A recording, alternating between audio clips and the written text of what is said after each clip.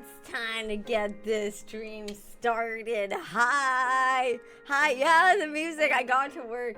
Rian helped me with it. It was a lot of pain and tears, mainly on Rian's part. But we got the music working. It's being held together with duct tape and tears. Rian's tears, once again. But it is working. Hi everyone, how are you doing? How are we doing this lovely day? Suffering builds character. Exactly, especially Rian's suffering. Rian's suffering builds so much character for her. I aspire to build as much character, but I don't suffer. At the very least, I don't react as strongly to suffering as Rian does. I think I kind of like... I'm gonna be so real, I'm kind of an unlucky person. So, when bad things happen to me, I'm just like...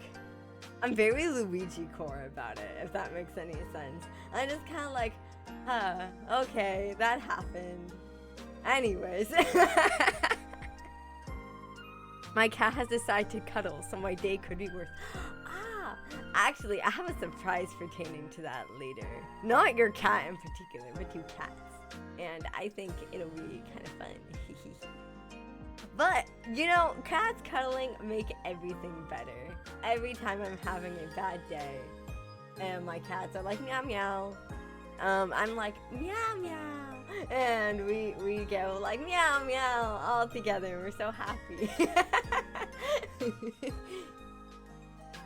I spare my... Oh, that's the worst part when you're having a bad day. And you're like, meow meow. And then they're just like... And then they just leave. And then you're just like... What did I do to you? What did I do?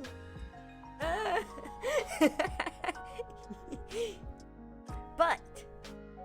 Today on stream, we're going to be learning how to draw foxes. I don't know how to draw foxes.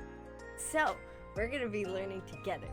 And I said yesterday that I can draw cats, I can draw fish, I can draw horses, but I can't draw foxes. Not really. I'm sure, like, I've drawn a fox on my Twitter for one of my posts, but I don't think it was really like a good fox. So like, what if we were better? But I guess I'm not gonna bother dilly-dallying, honestly. So we'll just get right into it. I think that'll be fun. Don't you guys think? Alrighty, let's go. Let's see. Wait. Okay, also, I have to kill the music manually, which is kind of annoying. So we're just gonna like lobotomize it real quick. Don't worry about it. I have music I'm gonna play. Don't worry about it. I think you guys can hear this. If not, that's kind of embarrassing. Please tell me you can hear it. I bet you can't hear it because that would just be my luck. So we're gonna... Actually, you guys should be able to hear it. I can faintly hear it. Okay, perfect. We'll make it a little louder. There we go. So, now we have some groovy tunes for drawing. Yay! Yay! Yay! Yay! Yeah! Also, the surprise I had, which, tell me if you guys want this or not. This was something I set up like totally last second. I don't know if you'll be like, oh, I like that. Or if you'll be like, oh, I hate that, get rid of it. So we're gonna see. But I have a cat cam. Wow, it's a cat cam. Do you want to see my cat? I thought it was kind of aesthetic. Here, let me fix the cropping because before she was sitting up, so I had to accommodate for her face, but I don't need to anymore. So we're just gonna fix that. And wow, look. Do we like it? Do we like the cat cam or do we not like it? That is the question. I mean, if not, I can get rid of it. I like it. Okay, yay! Like I said, it was super last second. So, I'll make like a proper frame and stuff for it. And by the way, I should introduce this cat. Her name is Astria, and she is my very best friend. and we actually adopted her because one of our cats we already had was very lonely, and so we asked her like, oh, do you want a friend? And this cat's very chatty, by the way. She's very chatty, so we asked her if she wants a friend, and she was like, meow meow meow. And we're like, okay, what kind of friend do you want? And so then we were asking her like, oh, what color do you want your friend to be? What eyes color do you want them to be? And she's like, meow meow meow. And like we're like listing off the colors, and she decided she wanted a white cat with blue eyes who was blind. She's not blind, but it just so happened to work out that she is a white cat with blue eyes. So they're not very good friends though, unfortunately. Astria kind of doesn't like anyone except for people. So yeah, but you know, that's why she's hanging out here. And she's very cute in her little bed. It's clipped onto my desk because otherwise she likes to lay right across my keyboard.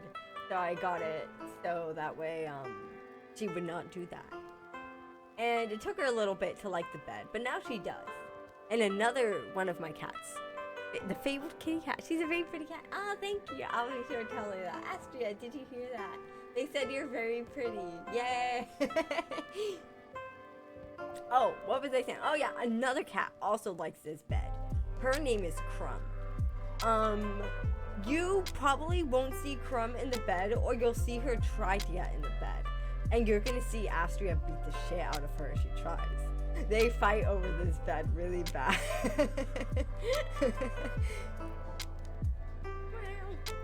But yeah, so we'll just get right into it though. Woohoo! Now you know this cat, and she is so cute, and she is sleeping, and we love her. So, first things first, we're gonna try to draw a fox. And this is my favorite pencil right here. It's a sea cream pencil. And let's see. Okay, there we go. And let's pick a slightly. So let's just try to draw a fox based on like. This is how I draw cats. I'm just gonna draw a cat real quick. Maybe like.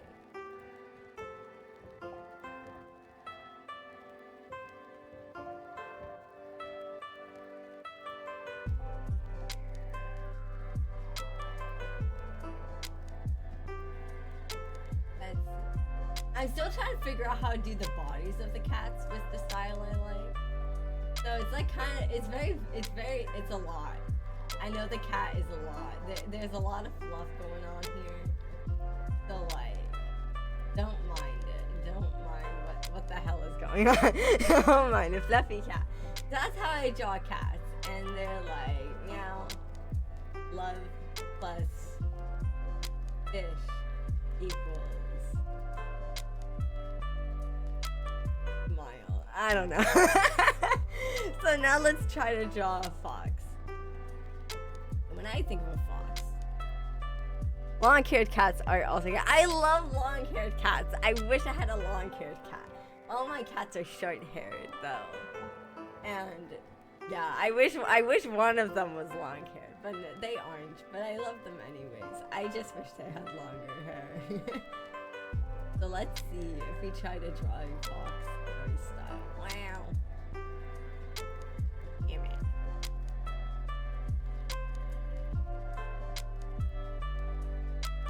Do foxes have whiskers? Yeah, they do. Well, they have pointier noses, so let's try to give them a bit of a long snoot. It looks kind of funny. I would be like, what? He doesn't look like a fox. He doesn't look like a fox. They'll figure it out. Let's see. God, he looks cursed. He looks so cursed. I don't like that, actually.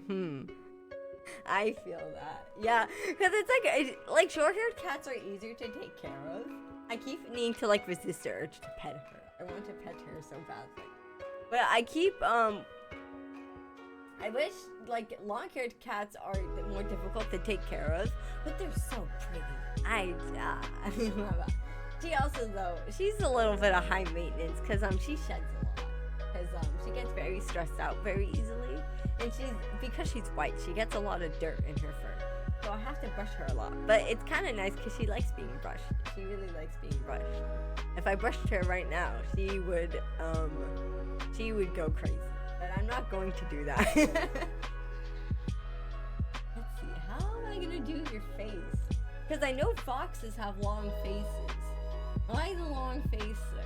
Like, I'm like trying, like, how do I do this? Like, keeping you looking cute. Like, maybe the problem is I'm going too long with that. I'm going too silly. Gremlin creature might look more like a fox later. I know, let's see. Okay, wait, hold up. We're cooking. Okay, no, we're not gonna do that. I'll do that for his nose, like so. Okay, guys, I think we got it. I think we're cooking. I think we got a fox going. And then we're gonna look up how to do a proper fox. Maybe a more rounded snoot? Yeah, maybe a more rounded snoot. Okay, I'll try that. We'll try that. I do kind of like the... Okay, let's see. But what does it say? I genuinely don't know. What the fox says. Don't. You're making me go into a huge thing. I made a comic on Twitter about this. And I was like, oh, what does a fox sound like in Japanese? And it was like, oh, they make like a con sound. And I was like, okay, bet. And then I was like, what does a fox say? And then I got the song. And I was like, oh god, I forgot this is a whole thing in like 2009.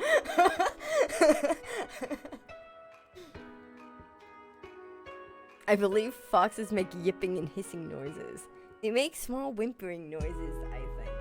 I also know that foxes sound like women getting murdered. Like, you know, it's kind of hard to like put in a comic form about like, like, how do I do that? But I could have also done that, like a yip yip. Oh god, that would have gone the furries. Now they think about it. Maybe that won't be too bad. I'll keep that in mind next time. I need to make fox noises. Let's see, foxes have a kind of slender body like that. So, okay, we'll do that on another layer, just so we know what we're working. Don't worry, guys. He looks a little strange, but I promise. I promise he'll look fine. Let's see. Ow.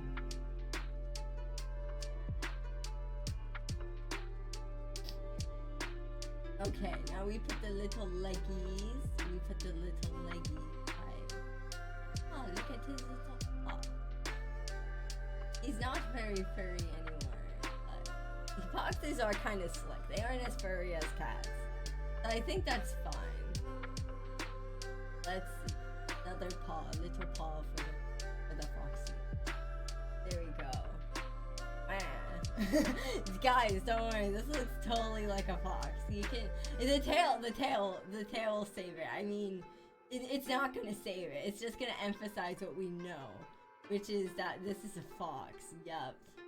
It just emphasizes what we know.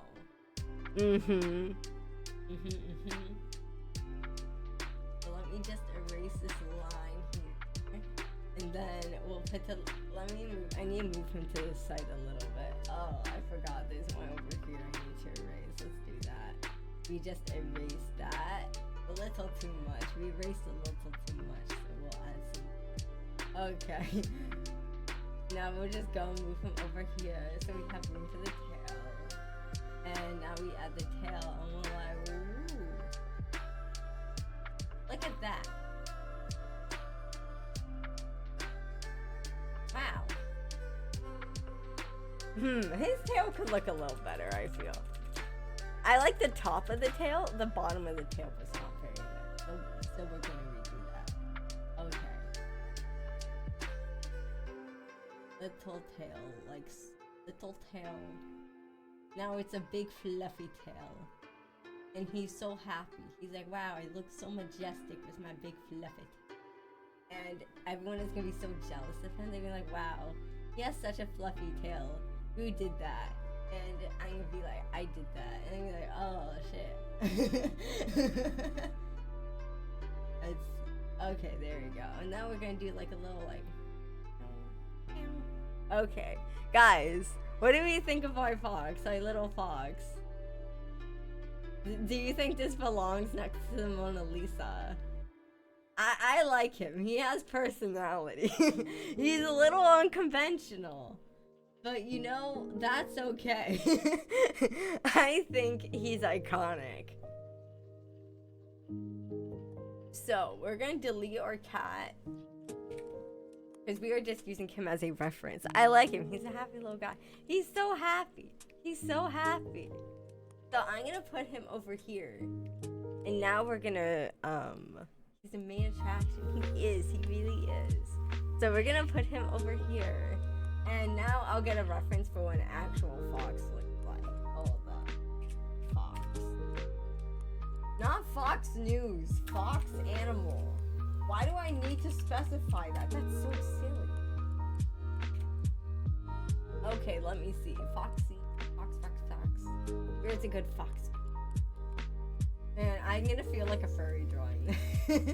Maybe I kind of am. You know, too late. I shouldn't question it. I like this fox. He's emotion. So we're gonna do that. Let's see. There we go. We got our fox. So he's a big guy actually. Oh Lord. Oh look, you can see a little bit of his tongue sticking out. That's so cute. Let's see it.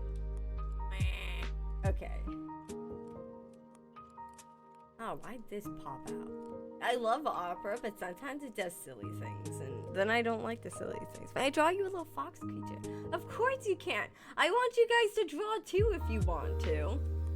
Like, I'm not gonna like hold a gun to your head and be like, draw right now. But like, you know, I'd like you to draw. I'd like us to draw foxes together, and then we can share the foxes we drew after stream. So we're gonna put our reference there. And what we'll do real quick is let me lock that. And we're just gonna map out the shapes in his body. So we can see let me see, let's make that a different color. So I'll make that a green. So we can see he has like a rectangular snout. And then his leg is kind of a triangle. Then we have this, which honestly, I know his haunch is more of a circle. We're gonna do that. And then we have the leg here. And we have the back leg. They have very kind of like stick legs. They're kind of cute. I love though that he's running. I feel like drawing him in motion would be a lot more exciting than... I mean, I could draw him in motion too. There's nothing wrong with him. He's beautiful the way he is. But I could draw a beautiful fox like him in motion. And that's what we're gonna practice. And I like you can see the slight curves too. In the way his leg is shaped. Let's see. Have another haunch here. Then we have a circle for the head. And we have, it's a very dog-like structure. I mean, are foxes related to dogs? I don't know. And I'm not too plussed about the tail, but for all intents and purposes, it's a sausage. For all intents and purposes, it's a sausage. And we know that this goes back like that. So now we have him broken up into his shapes. So now we're gonna try to replicate those shapes. And let's see how we do. So we're gonna start with, let's see, with the snout. I can already tell I'm doing this wrong, but we're gonna try it anyways. And we'll do the head. At least, they're at least somewhat related. I don't remember how closely. Yeah, I don't know. I don't know. Are they more cat-like or more dog-like? I don't remember. I've never learned this until I didn't even map out his ears. Oh well, we can do those ourselves, I think. Well, guys, we're free balling. Alright, let's see. Got the neck like that. Yes. Oh, okay. So they are related to dogs. Okay. Yeah, like this structure is so dog-like. It's so dog-like. And I say this as someone that's like, I can't draw dogs. So I guess I will be able to draw dogs after this too. That's pretty cool. This is not gonna look great. But you know, that's too long. I can tell that's too long. Let's try that again. Okay. So we have the leg like that, and we're gonna be like, and I love how dainty their feet are. They're very dainty. Let's see. We're gonna go like that, go up, and then the haunch is a little lower than the haunch is a little too big, so we're gonna shrink it like so. Okay. And now we're going to that. Alright, that doesn't look right. We're gonna undo. Okay. So we're gonna try that again. Now we have a little haunchy, I think. Well, I don't know if it looks good, but we're gonna see. I don't think his legs are even. But okay, oh god, what is going on there? Okay, we're gonna fix that. Undo, or not undo, we're just gonna like, we're gonna like perform surgery on him. Surgery successful, I think. I don't know.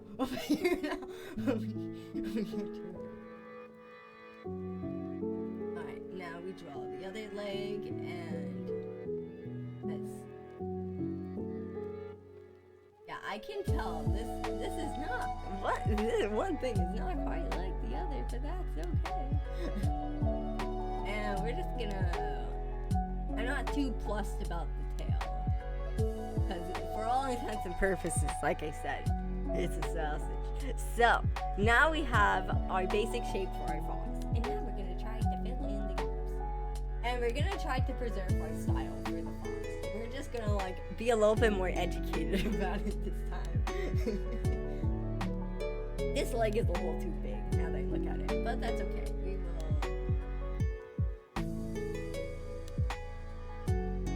will. Okay, let's start with the scruff here. Okay, and now we're gonna get to the leg.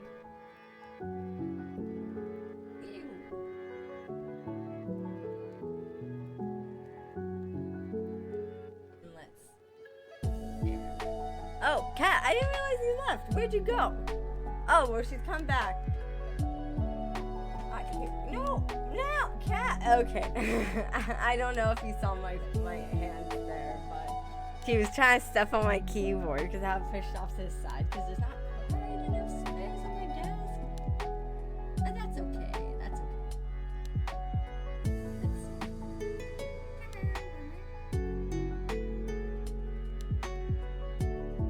Okay, that doesn't look too bad. I decided to start at the chest for some reason. I'm not really sure what we did. And I don't think that's like a worse.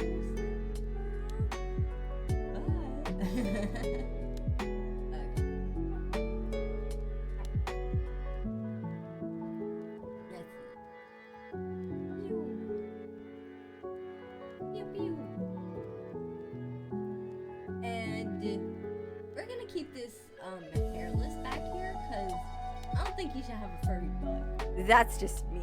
I don't know if you guys would want your foxes to have furry butts, but I'm gonna keep him furry butt. Yeah. Okay, let's keep the legs are a little tricky because I'm like, I want to keep the hair on them, but but I don't want to keep them too much because then I'm gonna lose the sleekness of the silhouette. I like that we did get to keep like his like mane a little bit.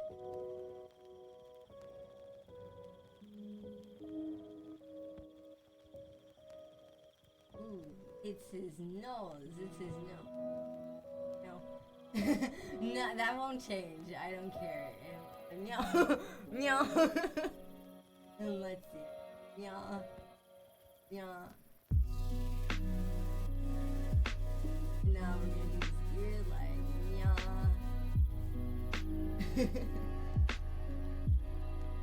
I think he looks so happy. I think he's happy to be alive. What do you guys think?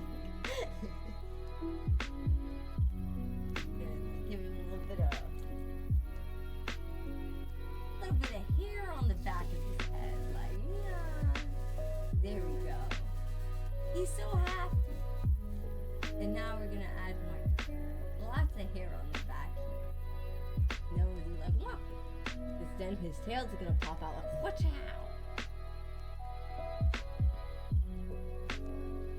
Wow. What now?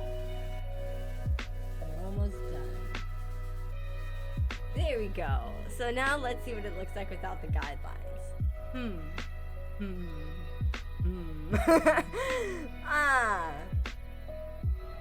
He definitely doesn't have the same motion as the reference drawing. Also, I think he looks a little cursed, personally. I think he looks a little cursed. Oh! My cat's loafing. Astria's loafing. So what I like to do... Hold up. What I like to do is I like to write cat loafs. And she's loafing right now. So I can show you guys all the properties that make a good cat loaf. So first thing you want to check is the haunches. Are the haunches good? Also location. Location is important to a good loaf. Then, once you check the haunches, you want to check if the tail's tucked. Then, last test, persistence of form. The most important one. So, let's walk through the process real quick. So, as you can see with her haunch, it's quite round. She has very pronounced haunches. And you can see her tail is also tucked quite nicely. She's an ace at these. She always aces them, and I'm not biased. She's just really good at loaf. And now, persistence of form. Persistence of form. You can see she did not move. She is indomitable. She is loaf. That is her identity. That is what she has assumed. Nothing can break it. And location. Very good. She is sassy in her location. She chooses the bed, but she's like, I'm not going to use this bed to its fullest extent. I'm loafing, and I'm not looking at you. This loaf is not for you. It is for me. And that, I think, makes a 9.5 out of 10. Because I would like her to look at me. I would. But she's not going to. But I want her to. She's a hard to get loaf. And that's okay. It makes her sourdough. But actually, I'm gonna be doing that in the future. If you guys want me to write cat loaves, I will 100% do that. But you have to test the persistence of form. Because I can't do that. Anyways, let's figure out what went wrong in our fox. As you can see, this one has a really great movement. And this one is, well, you know, he's a guy. He's a little guy. But, he's... I don't like him. I don't like him at all. But you know, we will preserve him regardless. Because he exists now in this world. And he deserves to. Even if I don't like his existence. So... we're gonna try again. We're gonna try doing it again in our style, but keeping our rotundness we have with our little guy. Because actually, I can kind of see why that didn't work. Because on the back here, it's a very, like, line like that. With, like, the tail. This looks kind of, I don't know how, like, yeah, I don't know how to describe it. Yeah, it's, like, very, like, kind of like, meow. Yeah, actually, that's kind of how the body is shaped. That's very much how the body is shaped. And I did not capture that at all. I did not get like that muscle at all in his thing. And I think that's what's throwing it off. But that, we didn't mean to delete you. I'm sorry, my little guy. I may not like you, but you deserve to live. Alright. Bye-bye. Okay. You know, what if we try drawing a fox with my right hand? Let's do that. Oh yeah, by the way, I'm left-handed. So we're gonna try drawing a fox with my right hand and see if that makes an improvement. You know, let's use the guide again and we'll try again. And we'll try drawing a normal fox that's like not, I already am like, I can't even click anything. Oh my gosh. I can't use my right hand at all. But we're gonna try our best, guys. I'm gonna be so light because I tend to be really heavy-handed when I draw. But this is gonna be different. This is gonna be different because I'm not used to this. So you guys are gonna see I'm gonna be like really light and I'm honestly trying. So let's try to draw a fox. Okay, no, we'll try to make you normal. We'll try to make you normal.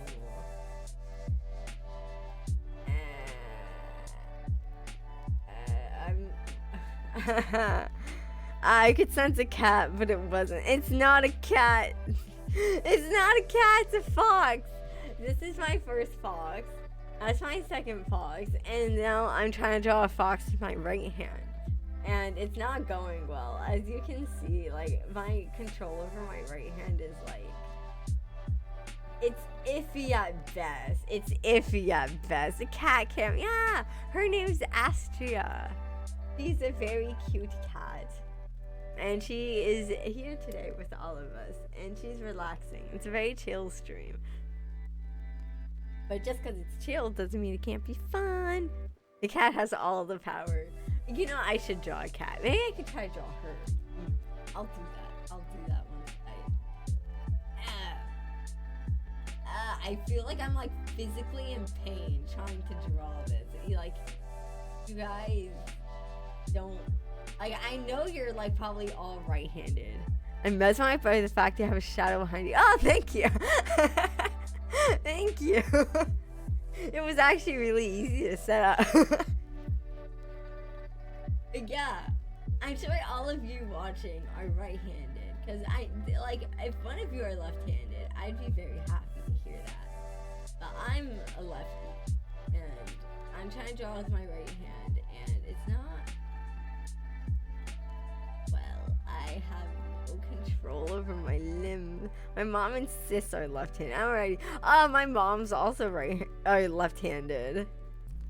Oh, you're also a righty. Yes, all you righties are gonna be watching, like, point and laugh at the lefty. Point and laugh at the sinner. Ha ha ha. And I'm like, oh.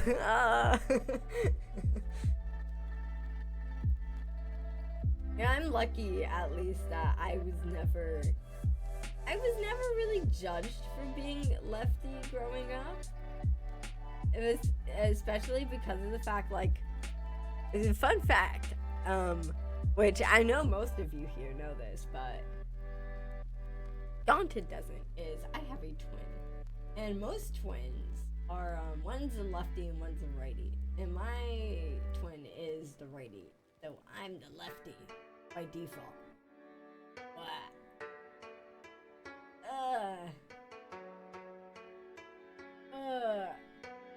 What is going on, dude? You look more like a horse.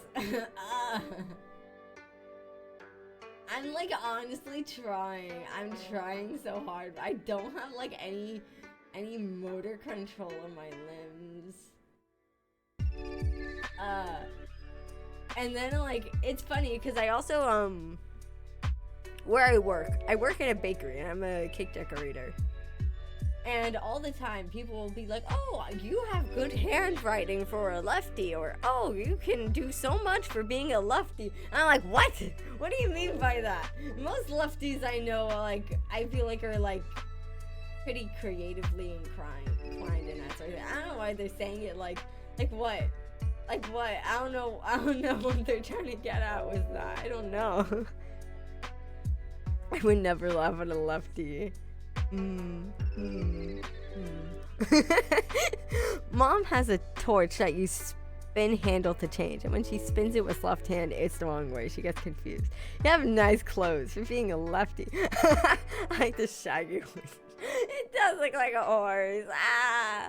No, but I get that. Scissors are such agony. I have a pair of scissors in my kitchen, and every time I have to use them, I'm like, sister, can you use them for me? I can't use them. And it's really bad. And there's just a lot of things in life I get confused. Actually, in general, I'm very directionally confused. If you've been watching me and Rian play Lies of, let me see, did it freak out? It did freak out a little, but dang it. Okay, I don't know why he does that. Sorry guys, I need to work on that. But since if you've been watching me and Rian play Lies of P, a lot of the reason why I get like really turned around and stuff, and like I don't respond well to like calls out like go left, go right, that sort of thing, is because I'm a lefty. I'm very directionally impaired. I don't know my left and my right. Every time I do it, like, I see. I can kind of show you on the cat cam, actually. Every time someone asks me to go left or go right, I'm always, like, doing that to, like, check, like, left, right. Ride a giant fuck. Was that supposed to be mean? Was it? I don't know. I don't know what I say. I know I have a pair of hand neutral scissors. That sounds delightful. I just got left-handed scissors. Like, I remember I used to work at a fabric store.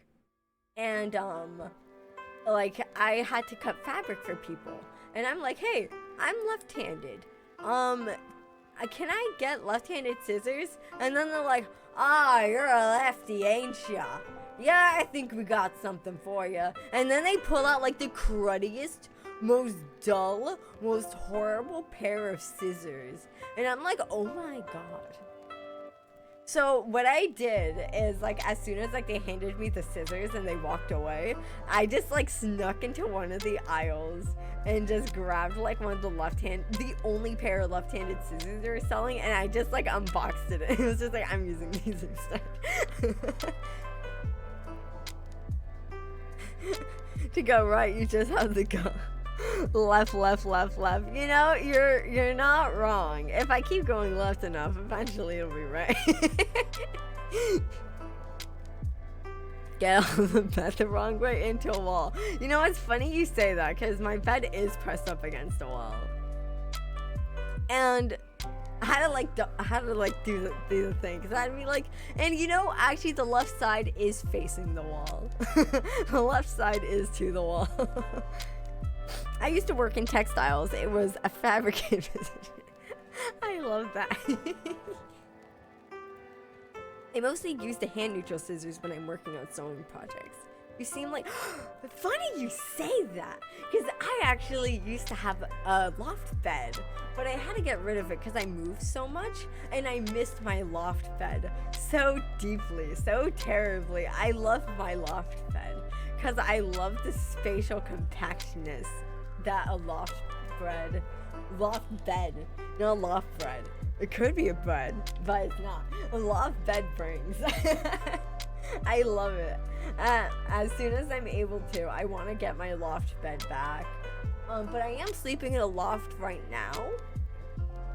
Like, I'm in like a room that has like 2 floors, and I sleep on the loft level of the room.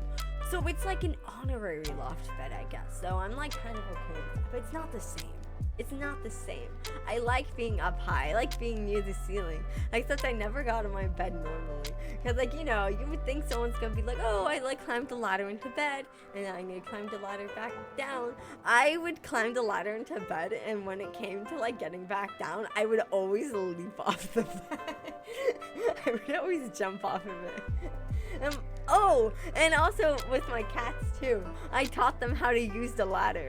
So it would be really cute because then you would just when they didn't know how to use the ladder, they would just be sitting at the bottom like meow meow meow meow, and I'd be like, okay, like let me like try to show you how to crawl up it, and eventually they would learn, and then they would actually like climb it like a person, and it was super cute. And then they'd follow my lead and just leap off the bed. But it makes no sense for them because they're a cat. I'm mostly a human, so it doesn't really make sense for me to do that.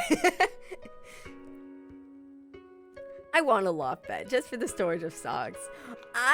When I had my loft bed, I like to keep my computer underneath it, and it was really nice because I'm really all about like that compaction. I don't like having a lot of space. I like having everything very compact. I don't like having a lot of stuff either. Such a lofty ghost. Evil twin aloft, just like that episode of The Simpsons. I have never watched The Simpsons, actually. Just never caught my eye, personally. Loft bread sounds delicious. Maybe I should make loft bread. That does sound really tasty. I'm always nervous with lofted bed since I roll in my sleep, so I worry that I will off the bed. I used to worry about that too. But since they have the railings on the side, you're pretty okay. Like, cause I tend to toss and turn in my sleep a lot, or at least when I'm like trying to sleep and I'm trying to get comfortable, I tend to toss and turn a lot. But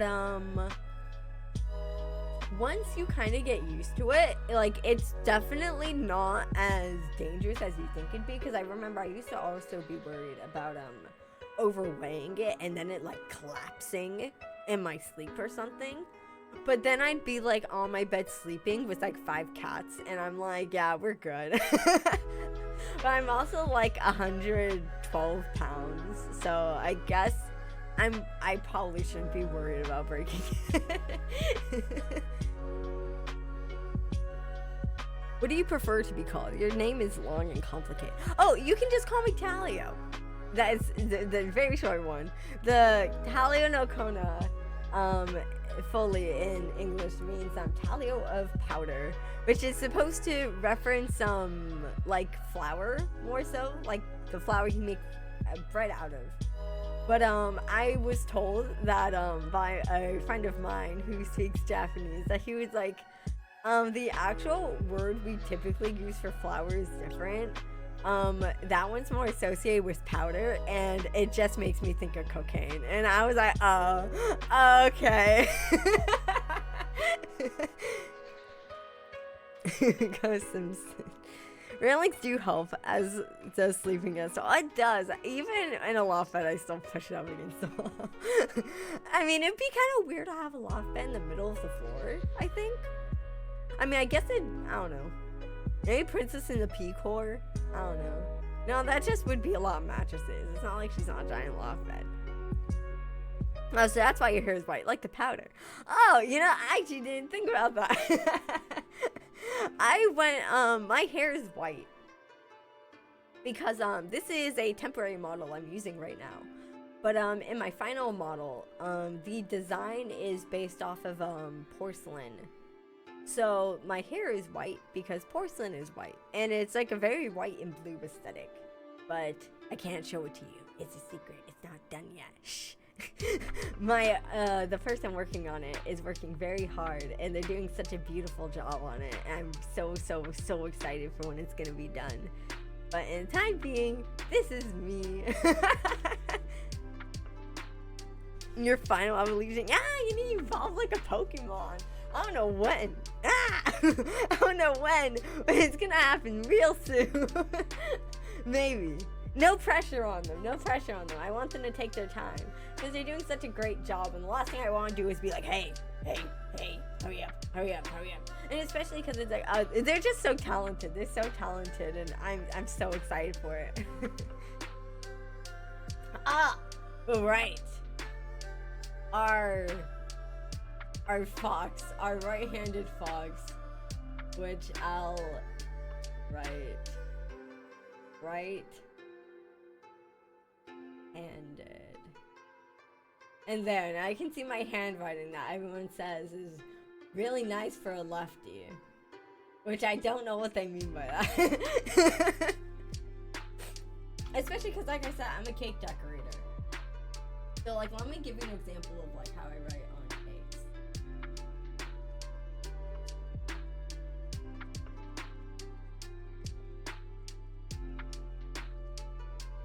Don't worry, it's a little sloppy. It honestly shouldn't be. Okay, we're a little too big. Hold up. That tends to be a problem when I write on cakes. My admission, I got here from the phone point. Recently I got into fountain pens. Oh, fountain pens are so cool. Also, yeah. I kind of figured as much. But I mean, I'm not gonna judge. I mean, if I was going to, I wouldn't have used the cat, you know? But yeah, tell me more about fountain pens. I have a few myself, but I haven't used them lately. My twin sister kind of used them. She uses them for Inktober, and it's been a while. I bet all the ink is probably dried up. Maybe. I don't know. But yeah, I was kind of hard using fountain pens because I tend to write really heavy-handed. So, yeah. I was always worried about like snapping the nib because I'm an idiot. Also, I am so sorry. I'm like, oh yeah, I write on cakes. Let me show you how I write on cakes. And I'm like, actually like, okay, to be fair, this is different from frosting. Like, hard to believe. This is different from frosting. So that's gonna be my excuse for why my writing isn't that good. Because frosting kind of comes out, it's like a little bit more naturally loopy, if that like makes any sense. I don't know how to like explain. Except like it's a little bit more naturally loopy. So it kind of helps like become naturally smooth.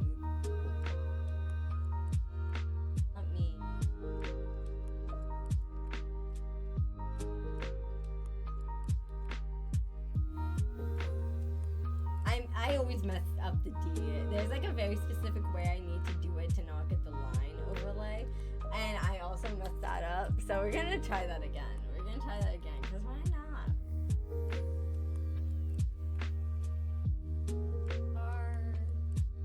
R-E-H. Also, so you know, this is the reason why it wasn't pointless to learn cursive in school, because you might one day become a cake decorator, and you would need to learn cursive for that. You need cursive for that. I write little notes for my elderly neighbor lady. Just little sticky notes. Oh, that's really cute though. I like that. Performance anxiety. Yeah, honestly, performance anxiety.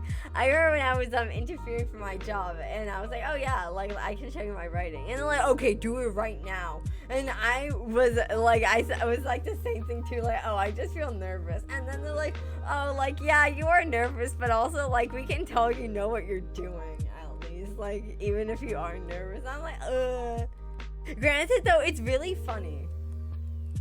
Cause there's a few other people there that can write on cakes too. Cause there's like a head decorator, and currently they kind of have me in training. They don't, even though I've been I've been a head cake decorator before at other bakeries, but at this one their standards are a lot higher, which honestly, fair enough, because the head cake decorator at the bakery is so talented. Oh my gosh, like her work is beautiful. So I am like, yeah, I understand why you want me to learn a little more. But it's funny because then they're like, okay, like we want you to practice your writing a little more and that sort of thing. I'm like, okay.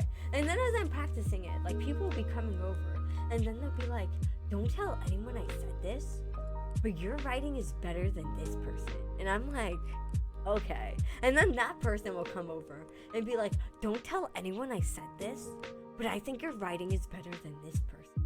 I'm like, that was the other person that just spoke to me about you. I don't tell them this. I just keep it to myself. But I just find it interesting. It's like everyone's kind of like, I don't know. It's weird. It's weird.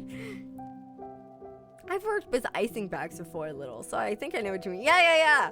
It's like, because it's like another thing with icing is it's like because it's like it's a lot of pressure to like kind of get it out, because it's like if you don't apply enough pressure, that's when it ends up like so it involves a lot of pressure, and when you're using enough pressure, then it ends up really loopy because it just wants to come out. So yeah, you just kind of have to be really quick and decisive about it. So when I'm just like writing on this like that, it's like, honestly, it's like I would want to be a lot quicker, but obviously this is gonna look bad because this isn't frosting. It does not behave like frosting, so it's not going to be the same. But yeah. And let me get rid of that. It's happy birthday. It's no one's birthday. It's no one's birthday. Mine's actually next month, but professional icing taste tester. Okay, for real though, I'm still working on perfecting like my own personal frosting recipe, because I hate. Okay, now I'm getting off topic again. I hate buttercream so much. I don't like buttercream. It's so thick and it's just awful. This is gonna be so weird because everyone I've spoken to about this is like, you're so weird for this. I prefer working with whipped cream over buttercream. Even though whipped cream is so light and fluffy, that's exactly why I like whipped cream, because it's so light and fluffy and it goes so effortlessly. Yeah, it's like, and you don't have to be like putting the force of like, I don't know, the force of a lot. I don't know, like, I'm not like out here trying to like choke the life out of a frosting bag just to write like, hi, it's your birthday, I guess. Cheers. Like, I can just be like, let me see. What's the funniest message you wrote on a cake? Honestly, I'm trying to think. I've written some really, like, honestly, the funny ones are the really long ones you get. Because it's like, you'll get people that'll write, like, for example, we got a cake, kind of recently. And it's, like, not, like, shading the message at all. Not shading, like, the message at all. Because it was, like, oh, like, keep going, Martha. I'm gonna use Martha. Keep going, Martha, 10 years strong. Pink is the color of bravery. And it's like, the meme is that people always want you to write really long messages. And they don't think about the size of the cake. And you're just kind of like, and then you're just kind of trying to like write a giant paragraph on like this tiny cake. And that's when I'll usually take a piece of baking paper and I'll practice writing it on that size before I write it on the final cake, because just trying to get the size right is so annoying. Or like there was this one person and they got ordered a cake and they wanted an edible picture on it, which if you do ever get a cake, don't get an edible picture. They're disgusting. Like, yeah, you want the picture. No, you don't. You like how it looks, but you're not gonna like how it tastes. Don't do it. And this person got this edible picture though on their cake, and it like took up the whole span of the cake. And then they wanted to write a message on it. And it's like, oh, happy birthday, King Julian. Obviously just substituting like that. And I'm just like, how am I supposed to, and like, how am I supposed to write this on this cake that has a picture on it, and the picture's on the entire cake? Where am I supposed to write this?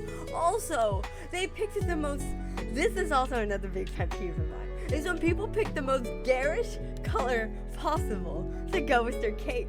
So like we'll have like pre-made cakes, and like let's say we'll have like a cake and it like has like purple and pink flowers, and it's like, and it has like some gold sparkles on it, and it's like, and it's like, you know, very cute, kind of fairy, like that's the vibe. And then I'll be like, oh, you want a message on it, like what kind of what message you want? And they're like, oh, I just want to say like happy birthday, Susie. And I'm like, okay, we'll do that. What color do you want it to be in?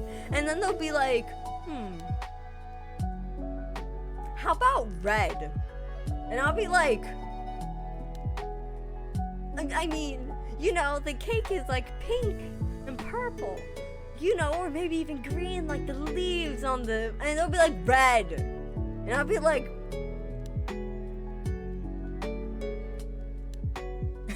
but you know, you do it, but then you're just thinking in the back of your head, like, your taste is awful.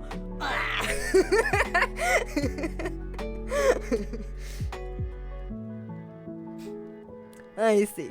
I make chocolate chip small cakes with sister. Oh, I love that!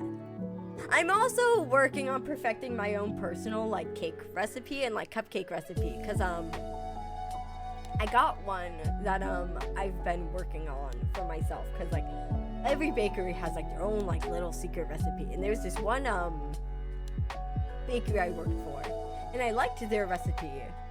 Obviously, though, I'm not gonna steal their recipe, though, because it's confidential and all that stuff. But I can, like, take inspiration from the recipe. So that's what I did. I took inspiration from the recipe, and I started working on my own, but I'm having trouble getting it to be right. It's very dense right now, so I'm still workshopping the recipe, but as soon as that's done, I have something I want to do with them, and I think you guys will be excited to see it. But for the time being, they're still in the workshop, being worked on. But let me see. I'm sorry, I keep going on tangents, and everyone's talking, and then I keep going on tangents. So let's see. Does the icing ever get everywhere? It did when I first started, because I didn't know how to control it. And I was very messy. And my trainer got very cross with me for how messy I was. But now that I definitively know what I've been doing, I've been cake decorating for 2 years, I never make a mess. It's like the most mess I get is whenever I'm cleaning out the piping bag and I need to take the tip out. But even then, I have a method for how to like get it out with causing as little mess as possible.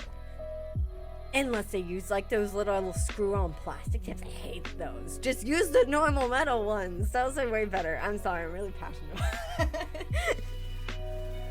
My affiliate by birthday. Yeah, I would love to get affiliate by birthday. It could be possible. Because like I said, my birthday's next month. If you look at my Twitter, you'll see what day it is. But, you know, I can also just tell you guys. And my extension also, it's Rien de Fleur's birthday. Because, you know, we're twins. We're born on the same day. But, my birthday is December 2nd. Yeah. I always like to joke that if I wasn't born a twin, it would have been on December 1st. It was just on the 2nd because there's 2 of us. I see. Butter cookie sandwich. I don't have anything against butter cookies. It's just buttercream. I don't like buttercream. I believe in Martha. I believe in Martha too. I thought the cake was really cute and I really liked it. It's just, you know, that little funny thing of just like, oh, haha, they want a really long message. It doesn't really fit on this cake. Just bend physics. You're right though. You're right. I mean, I guess that's what they're expecting. And you know, I guess with enough practice and enough time, I can make it happen. I just have to practice. My mom used to do edible pictures on cakes. Red. Are cooking scenes possible on the horizon? According to your top. Yeah, I don't think I am. I don't think I am. I think Twitter doesn't know me. I think I'm the opposite, but you know, whatever. A little bit of mushrooms, never heard of a recipe. I'm still trying to get used to liking mushrooms. I'm trying to like open my mind to things I don't normally like onions and mushrooms and crab and that sort of thing.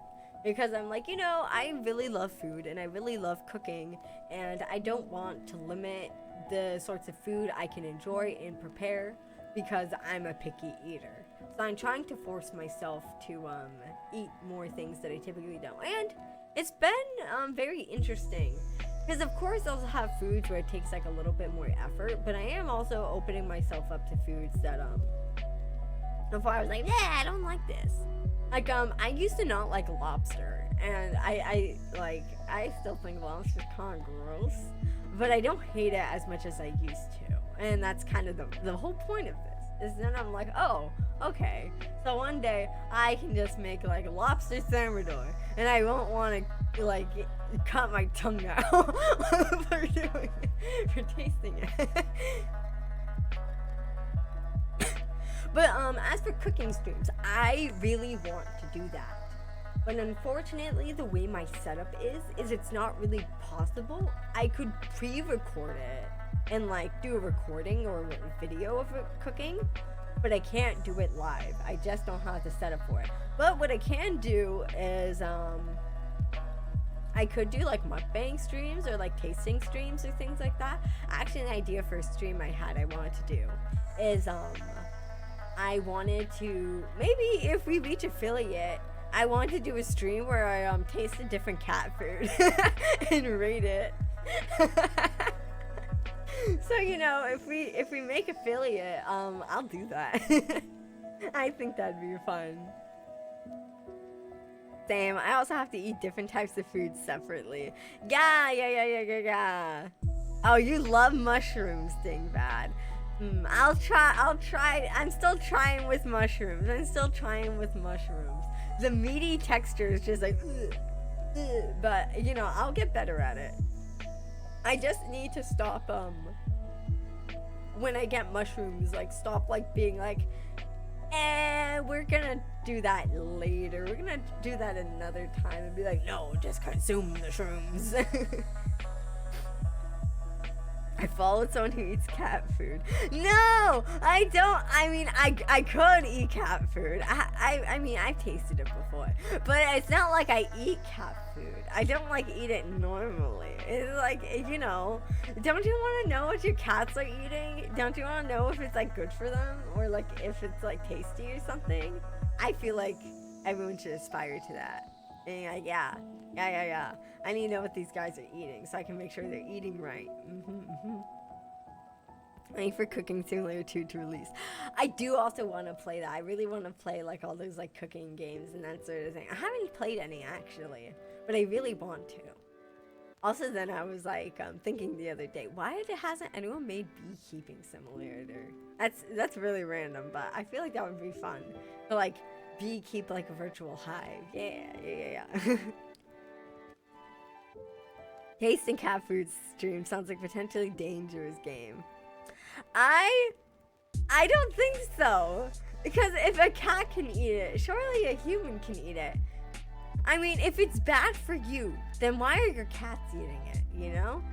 And it's not like I'm gonna like consume like a whole can. It's just taste tested. Yeah. I'm not like gonna eat like the whole can. I'm gonna give my cats are gonna be eating good. Speaking of, this cat right here that's sleeping in her little bed, that is so cute. She actually does not like any like the fancy cat food and that sort of thing. She likes her dry food and she likes her water. She goes crazy for fresh water. Like, she gets so excited when you give her fresh water. And she won't have like stagnant water at all. Like, even if it's like in like the fountains or that sort of thing, she won't drink it because it's like she just wants it fresh. And she can tell. Because I can tell, because as soon as it's like she sees water, she'll go up to it and just kind of start sniffing. And then she'll be like, Peh! Nope, not fresh enough for me, and walk away. She's a very colorful cat. I'm not starting to learn what sort of streamer you are. No. Don't say that like it's a bad thing. Also, you darn bot. How? Get out of here. Ah! Ban. Okay, they're gone. They're gone. We're good. We're good. We're safe. The city is safe, guys. Don't worry about it. We're like SpongeBob. No, I'm not. No, I'm not. I mean, maybe a little bit. Next question. Is that cat real? It's so stuff. Yeah, she's real. Yeah, she's real. She's just sleeping. Let me hold on a second here. I'll give her a little boop, and you'll see. She'll be like meow, meow, meow, meow. Let's see. Boop. Eh, eh.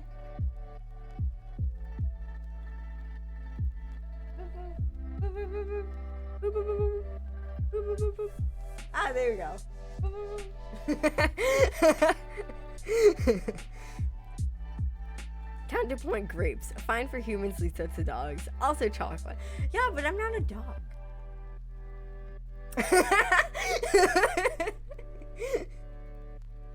I did actually, fun fact though about that in terms of things people can be allergic to.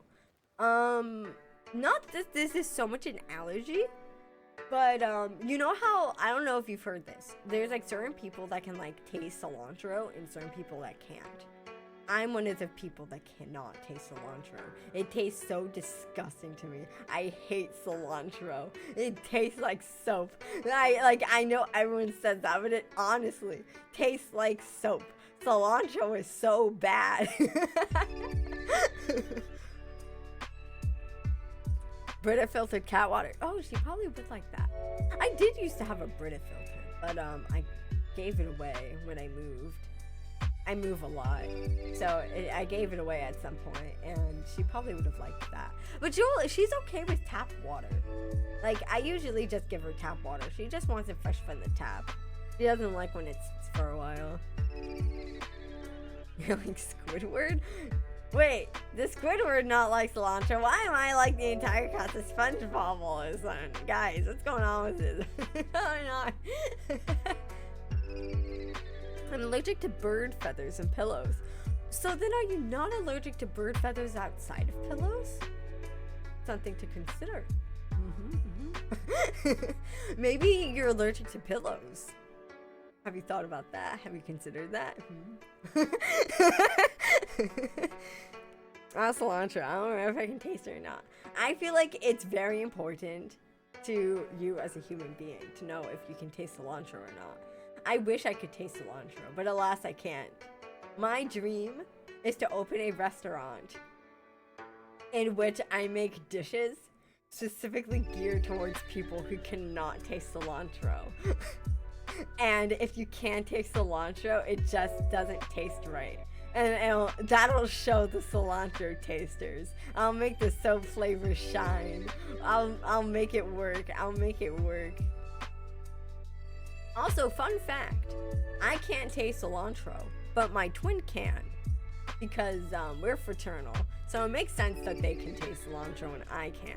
But I also think it's a little BS that they got the cilantro gene and I didn't. No, I'm not jealous. I can hug chicken. Don't get me started on chickens. Okay. Random story. I had lots of random stories today. Everyone is just saying things. I'm like, oh, that reminds me. Anyways, that reminded me of the time I got mauled by a chicken. When I was a child, my aunt had a farm, and we went to visit her on the farm. And she had chickens. And I was like, oh, I love chickens. Chicky, chicky. And I go and try to be friends with this chicken. And it's just like, bok, bok, motherfucker. And it starts pecking me and chasing me. And I'm screaming and crying. And this chicken just won't stop. Then suddenly, my grandma, she comes out the house like a demon out of hell, and she has a broom, and she's just like, step aside, chitlin, and then she starts beating the shit out of this chicken, and the chicken's like, ah, and it goes and hides under the car, but she will not let up. She basically like throws herself under the car and keeps beating the chicken, and believe it or not, she destroyed the chicken. The chicken was defeated. The chicken was murdered. That chicken was murdered. And then we had it for dinner. I remember recounting this story to my aunt as I got older, and she was like, "Oh, I remember that. I'm so mad at your grandma for doing that." And I'm just like, "But she saved my life, and that chicken would have killed me."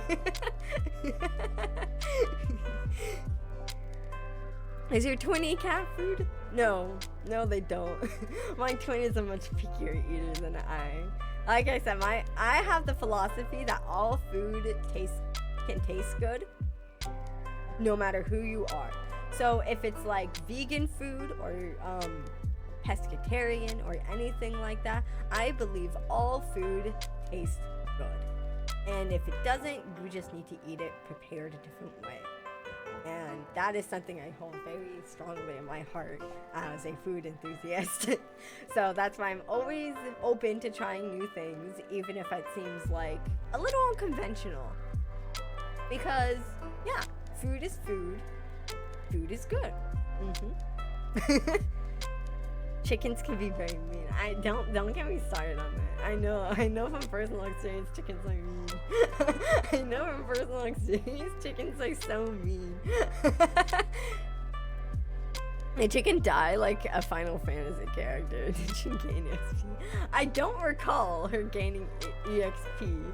I don't recall this, but I'm sure she did. She is still alive and she is still kicking. I'm sure her EXP is keeping her.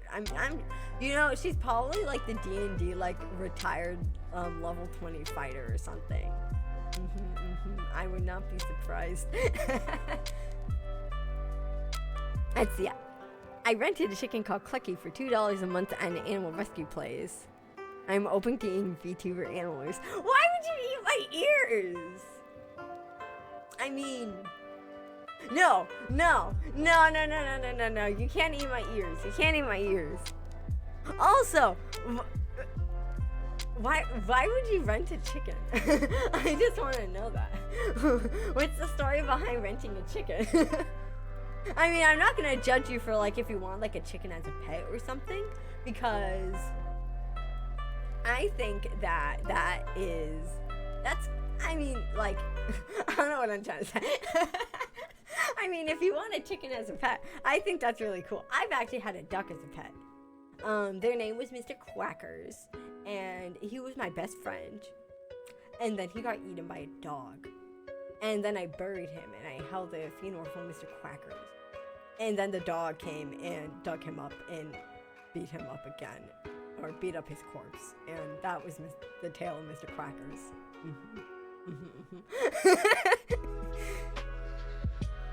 It just covered food costs, and they let me cuddle it. Aww. Oh, so you got it for the eggs. Oh, that's really cool. I know, the dog did go for a second round. He was like, I'm not done. It ain't over till it's over. And I'm like, as a child, just like, oh no, Mr. Quackers, no.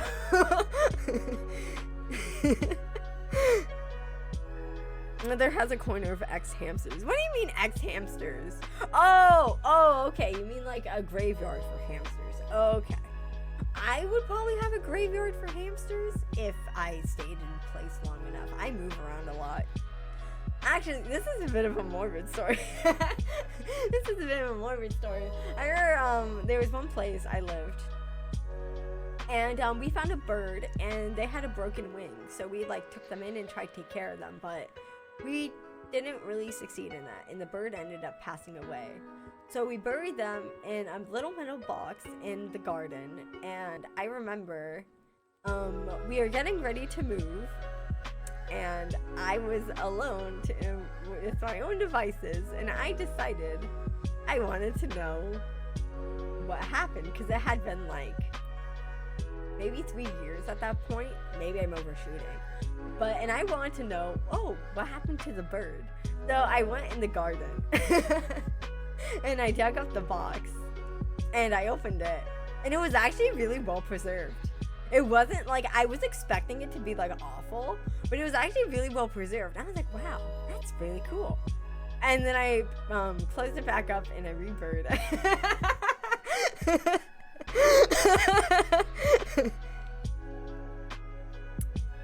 It wasn't like mummified. Like, it was kind of hard to explain. Yeah, oh no. It was like, yeah, I mean, it's like, you know, normal kid stuff, like being kind of morbid and like kind of like not understanding how those things work. Dehydrated. I am dehydrated right now, actually. I keep talking, my mouth is slowly getting dry, but I don't have water, so. But it still had moisture, because it was like in this metal box. It was like sealed, like, but it wasn't like rotten or anything. It was like, I guess moldy might be the best word to describe it. Get water, you silly goober. I won't do that. maybe a little bit, but I guess, yeah, I guess I could describe it as moldy. It was a moldy bird. But I don't rob banks. I thought about it, but I don't. I think everyone's thought about robbing a bank though. But we moved around a lot because like our family was just kind of weird. We weren't military either. It was just kind of weird. I guess honestly, because there was a lie I was told as a child, and then the truth I learned as I grew up. And the truth I learned as I grew up was that our father, who was the main like provider, the main breadwinner of the house, the truth was that he struggled to hold a job. So we had to move around a lot because he just would take them wherever he could get them. But I didn't mind it. I liked moving around a lot because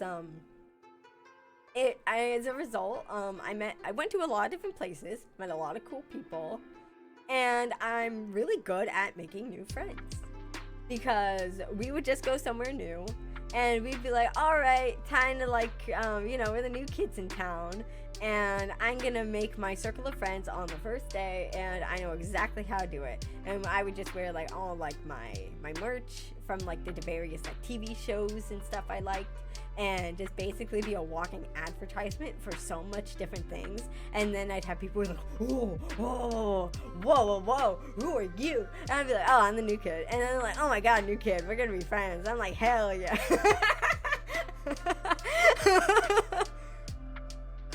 Moving can be an adventure. I love moving. When I start staying in one place for too long, I get really antsy as a result of it.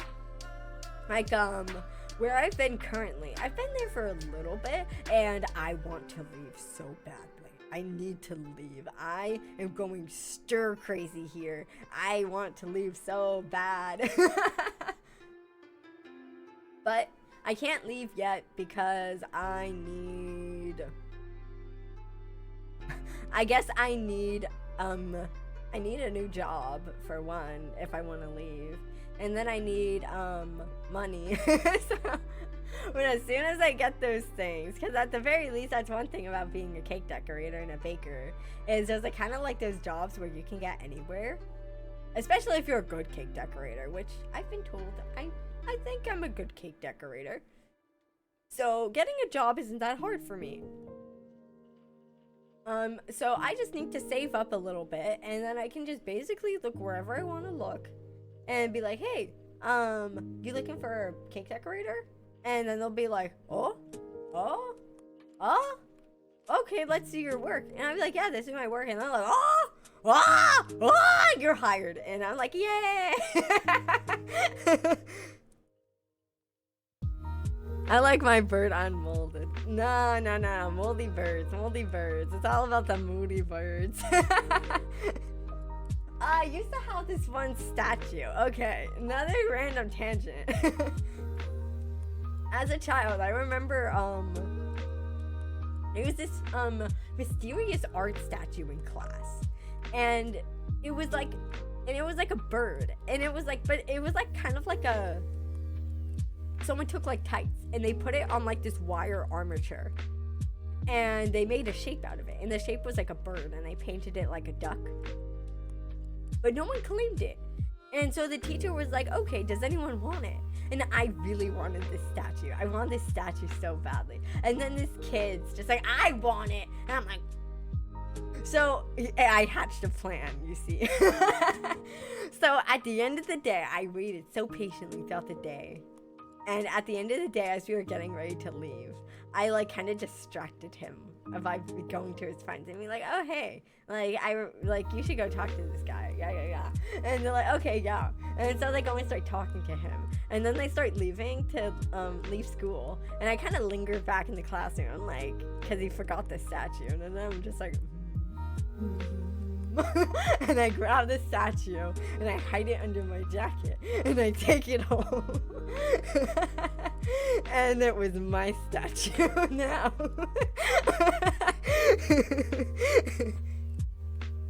No. You see, I can't just beat up people for statues because I'm very weak and feeble. I have to be a little bit more clever. I have to be a little bit more clever than that. Let's see, making friends easy is great for a VTuber. Yeah, honestly though, I will kind of say, and at least in my experience in the VTuber community so far, I haven't really had a lot of luck making friends. But I've also been told that, because I've been trying to like make friends on Twitter and that sort of thing, but I've been told that I come off as bot. People don't think I'm a real person. So I've not really been able to make friends because everyone's just like, oh, you're gonna start like selling me like crappy graphics. I'm like, well, first of all, I make crappy graphics, but I don't sell them. I keep them for myself.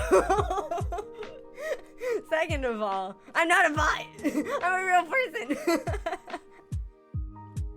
But I really want to make friends.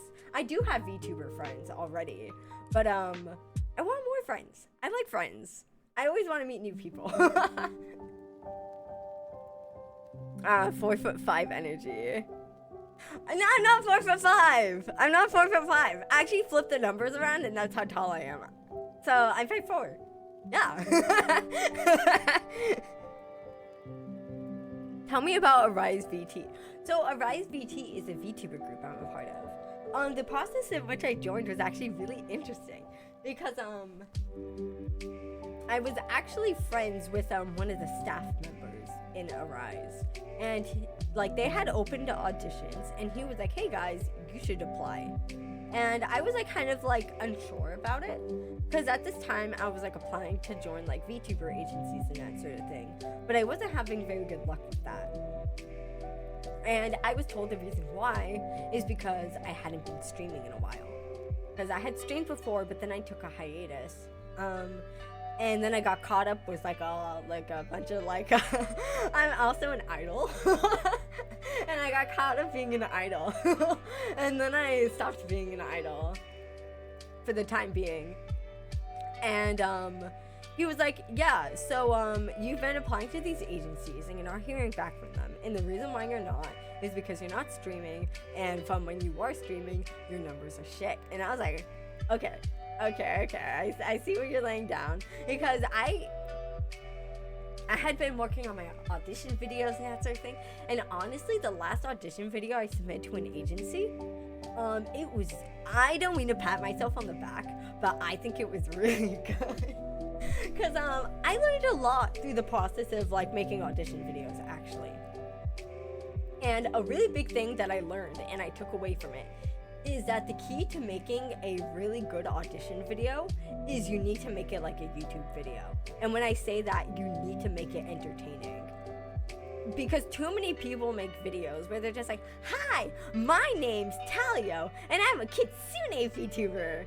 And that's great and all, but they don't really care about that. Especially not in the first 10 seconds. What you want to do is, if you're gonna make a video, be like, I find start with a story or some sort of like punchline or something. Be like, oh, it's HoloLive's first annual talent show. I'm gonna show you what I can do in 2 minutes. Let's go. And then you just immediately like, I'll be like, wow. But I really liked my video. But they only watched the last agency, which was not HoloLine, by the way. That was just an example. But the last place I applied to was my video I was super proud of. They only watched 17 seconds of it, but I was still really proud of it. And I'm like, like if they just got past, like, because the thing that honestly kind of shot me in the foot was my singing. But I've since addressed that in my video. I'm not gonna resubmit it, not yet, anyways. But what was I saying? What was I saying? But yeah. Anyways, but I worked on my singing and I fixed that. And my friend was like, "Hey, you should apply to Arise." And I was like, "Okay," but yeah, like I said, I was kind of unsure about it. But then I decided, like, you know what? I'll just give it a shot. What the heck?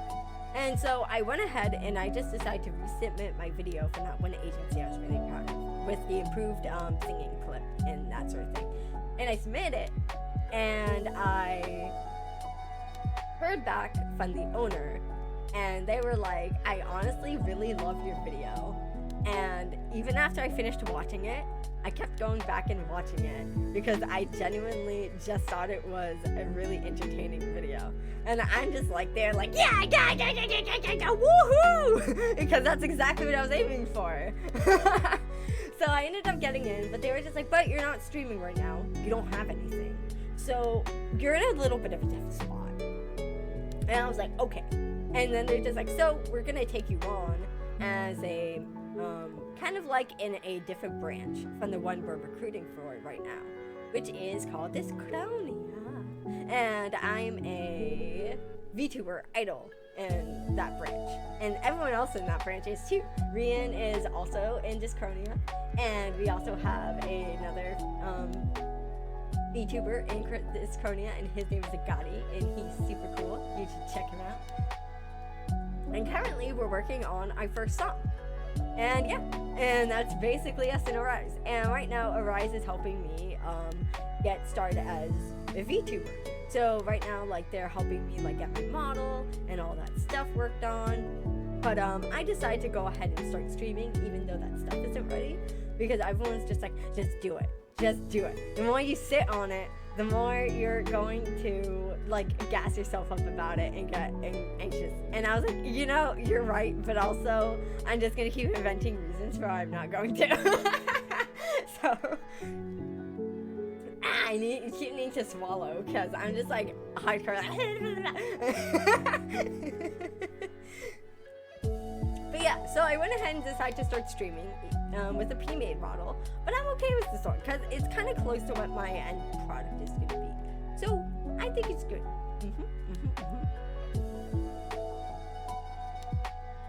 I see. You need to bully people in Peak. I actually did buy Peak recently, but I haven't played it yet, and I also haven't played it with anyone yet. I'm very curious about it though. I genuinely know nothing about the game. I've not watched any gameplay or anything of it. I know nothing about Peak.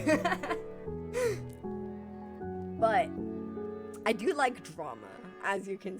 I'm sure you can probably tell. I'm a little bit of a little bit of a troublemaker. So if I can screw people over in Peak, I can and I will, just for the content. I see. I generally thought you were going to say I'm pretty fast. I mean, I could. I'm pretty fast, Baron. This is my pizzeria. And then cue intro. So you're on short. You are merely short. What does that mean? What does that mean? What does that mean? I don't know. What do you mean merely short? What do you mean merely short? Selling yourself is hard. It can feel pushy. I agree. Because it's like, I feel like I come off as kind of pushy. Which actually reminds me. With my twin Brian. Because we move around a lot, we actually have a strat when it comes to meeting people. Because I tend to kind of be the more chatty, bubbly one. And she's like kind of the more like level-headed, rational one. So whenever we meet a new person, we have a maneuver we call the hook and the reel. And I'm the hook.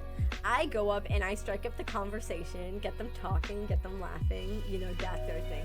But then Rian comes in later and she reels them in because I can kind of be a bit much in large doses. So she comes in and then she's like, I'm the normal one. Like, I'm not going to like yap your ear off and maybe cause you permanent hearing damage. And yeah, and that's how we make friends. But it kind of sucks because then they usually end up being more friends with Rian than me. But you know, that's okay. That's okay.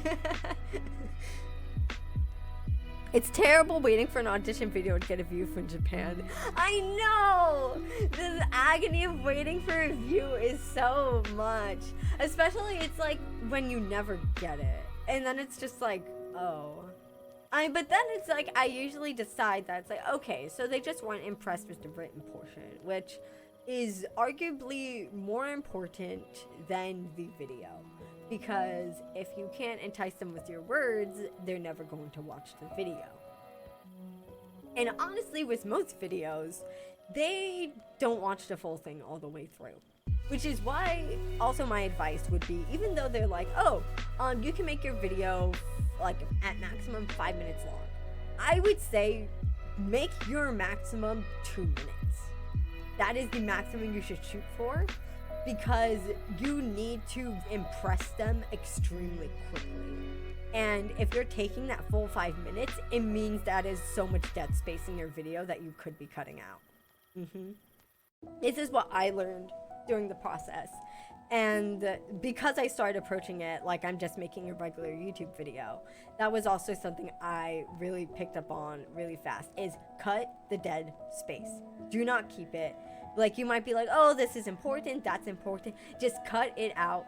Like, if there's anything you think could even be slightly boring, cut it out. Like, and you're going to thank yourself later. Only keep things if you're going to lose context and things don't make sense. Or, like, you know, it's important. But honestly, I would say when you make an audition video, and I've seen many audition videos, 80% of the footage people have in their audition videos does not need to be there. And the sooner you learn this, the higher quality your videos will be. Every idol eats cat food. It's like a law. Is it? I haven't many other idols that eat cat food. Not that I eat cat food, I taste cat food. There's a big difference. You're a superb yapper. You'll do great. Oh, thank you. Honestly, when I first started streaming, I was so nervous because I was like, oh, like, because I've been watching like my twin stream because they started streaming before me. And I was like, oh, like, they're so good at talking. I don't know if I can keep up with them. And then I forgot, like, oh, I kind of am a bit of a wind-up toy. I can just keep going and going and going. And if no one stops me, I will just keep going. And that is what a live stream is no one is able to stop me. No one can stop me. I will just keep going. I was drawing foxes. I ended up doing what I always do and just drew Sonic. Hey! I mean, Tails is a fox. He's a two-tailed fox. So he counts. So you didn't get off top. You didn't get off track. You just drew in a different art style. Yeah. Sonic is base. I've never played Sonic, actually. I should do that at some point. I was just thinking about that. I also have a friend. Inazuma Super Speed. He's super into Sonic, and yeah, Dingbad is also really into Sonic. And I'm like, I really should just like play Sonic. I know so many people who love Sonic so much, and it's so dear to them. And I'm just over here, just kind of like, what's a Sonic? I've never played the games. I've never watched gameplay. I just know about it through cultural osmosis, basically. And because I have friends that are into it. Hide if you think Tally was cool. Ah, thank you guys. Thank you. Ah, that makes me so happy. I wonder if an audition would be better as a short or a reel. Potentially. I've seen people do that, but I think that might almost be a little too short. Because at the end of the day, it's like you are trying to kind of like speed run and show all your talents, but they need to be able to understand what they're looking at, and with how much general stuff you're gonna have in an audition video, it might be kind of hard to do in like a minute or two, or like a minute. My bad, because the 2 minutes is what you should be aiming for. But in under a minute might be kind of tricky. And typically too, I say with audition videos, you want to try to, I mean, take this with a grain of salt. The way you want to structure it is going to be different from agency to agency based on what is important to them. Like, for example, if you're auditioning for Hollow Live or Hollow Stars, you want to lead with singing, because that is what's most important to them, is because they're an idol agency. They want to see singing. So, for example, when I audition for them, I actually lead with my idol experience. I'm like, yeah, I'm an idol. Look at this. Look at me being an idol. Yeah. And I don't know. I don't actually have any of my old Hollow Live auditions. I think I deleted them out of shame. I don't think they ever watched them, but I don't think they were looking at that point either. So it could be that. But they were also probably just bad, honestly. But I would say always have singing in your audition, because VTubers always sing. Always have singing in your audition. Always have gameplay in your audition. And then you want to make sure you showcase your personality. I would always say, like I said, start with a skit, start with a story. Something to pull them in, and not just start with the, hi, my name is, because everyone does that. You're immediately going to stand out just by doing something different. And of course, always make sure to show off your special talents. Like, for example, I actually didn't do this in the one video I'm really proud of, but this is something I would change in the future, is I would be like, oh, I'm a cake decorator, I'm a baker. And because that was just something I didn't show off, because at the time I made those videos, I was kind of having a bit of an identity crisis, and I wasn't really sure who I was as a person or what I was trying to be. And it was only through whenever I got into a Rise, and everyone's just kind of like, okay, we're gonna help you like debut, we're gonna help you be a VTuber, tell us who you are, what you're about. That's when it finally clicked with me, like, I'm a baker, and that's who I am. I like food, I like cooking, and that's kind of it. I guess I'm also a little silly, but you know, I feel like everyone's a little silly. I don't want to go and be like, oh, I'm a comfy, cozy K-girl grandma. Nah. Everyone does that. And you see, I learned to talk through streaming. It was a great learning experience. Yeah, honestly, that is something I feel like a lot of people take for granted is, and something I see a lot, honestly, is people don't know how to talk. And a really big thing for me is just learning how to turn off my filter. And granted, I don't really have much of a filter to begin with. Unfortunately, kind of gets me in trouble sometimes. But I like to think, actually, because of streaming, I've developed a little bit more of a filter. I mean, of course, it's like I still very much say whatever's on my mind, because that's the nature of being a streamer. You don't think, you just speak. So then when I'll say something and then someone will be like, oh, blah, blah, blah, blah. I'll be like, responding to something I said, I'll be like, what are you talking about? I don't know what I said. Don't at me. But yeah.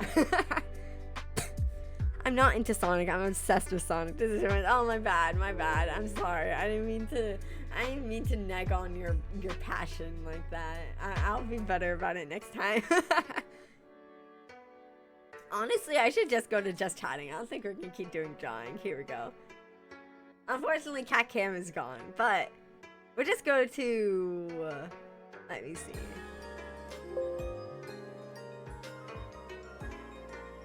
Okay, guys, we're just gonna go just chatting. I don't think we're gonna draw anymore.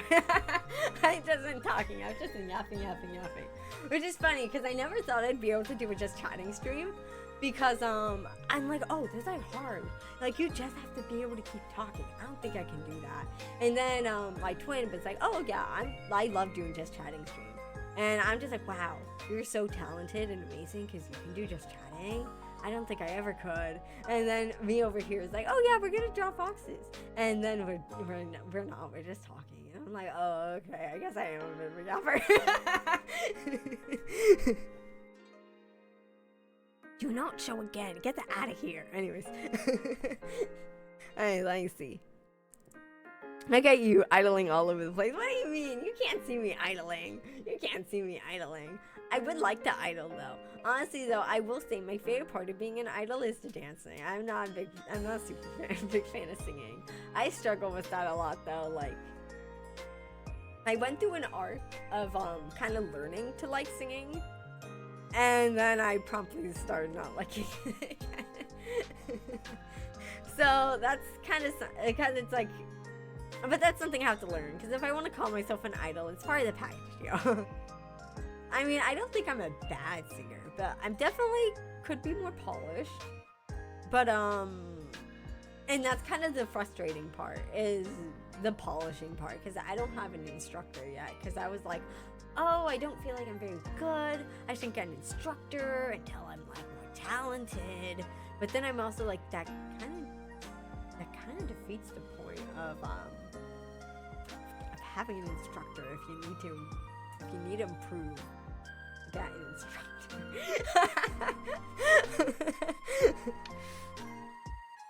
I think most people will be better auditioning for a smaller agency first. Everyone just jumps to Hololive. No, I agree, because it's like Hololive is the agency. Like, everyone wants to join Hololive, but that is also another thing I think a lot of people don't consider, is the fact Hololive is an idol agency first. And quite frankly, I don't think most people are idol. Or, I mean, it's like, and you know, and maybe they're interested in it. I'm not gonna like gatekeep the title or anything. Anyone can be an idol. But I think people go after it because it's the biggest name, but not necessarily because it's the right fit for them. Which is why then, like, they don't hear back, because they're not a good fit. And, you know, Hololive can see that. Also, I feel like Hololive also very much cares about your numbers. That's why I'm not in Hololive, because I'm a little too small for that. And not to mention, I think if I was to get in, they'd be like, your numbers are not the only problem. I dare say the other problem is, I think it might be that you're just trash. Yes, I think that is the word we will be using to describe you, trash. And I'll be like, oh, okay. And then I just go and eat the skeet and be like, well, guys, we're back to being indie, woohoo! Let's see. Yeah, if you're busy thinking, you aren't busy talking. Yeah, I agree. That's why I don't stream for a very long period of time, because I don't know if you guys can tell, but I'm a little hyper.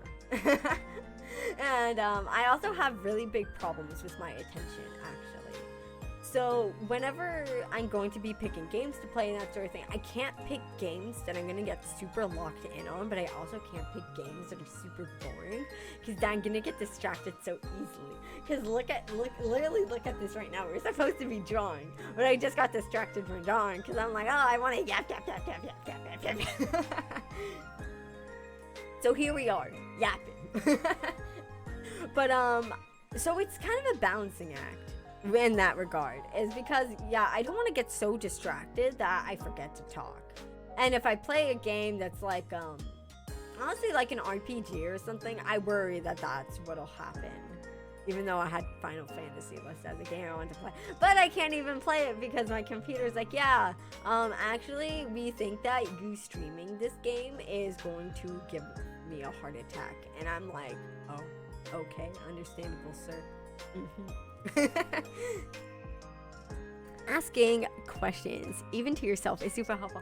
No, absolutely. Whenever you're auditioning, you should always be asking yourself when you don't hear back. But my biggest thing I'll always do when the period passes and I go back and look at the audition, is I always look at when did they stop watching, because that gives you a lot of information on what made them click off, what made them not interested anymore. Because like I said, more often than not, they're not going to watch your full video. But you can tell if they're considering you if you get like above 10 views on your video. Then you're like, okay, I'm being considered. But if you get less than that, if your view count is within the ballpark of like 2 or 3 and they keep clicking off at like, let's say like 17 seconds, go to that 17-second mark and see what you did and look at what was there. Because I know, like, for example, like I said, with the last audition video I did, they clicked off at 17 seconds. And I was like, okay, let me see what happened at 17 seconds. And that was when I started singing. And so I was like, okay, I now know what my problem is. So then I went to a mixer and I was like, hey, can you mix my audio? And the mixer was like, let's get another take. I was like, okay. So then I started working on the song again. And that's when my twin was like, okay, I'm gonna help you with this. And they really drilled me on the song and like made sure I could sing it well. And I could sing it well, but then they were just like, you sing like a robot. You have no feeling at all when you sing. And I was like, okay, I've heard this before. So she was like, so what you're going to do is I want you to do a version that has a lot of emotion in it. And I was like, okay. So we did that. And I submitted it with my other takes where I was like more in tune and in key. But then when I gave it to my mixer, he just kind of only used the take where I actually sang with like some goddamn feeling. And I got the mix. It sounded great.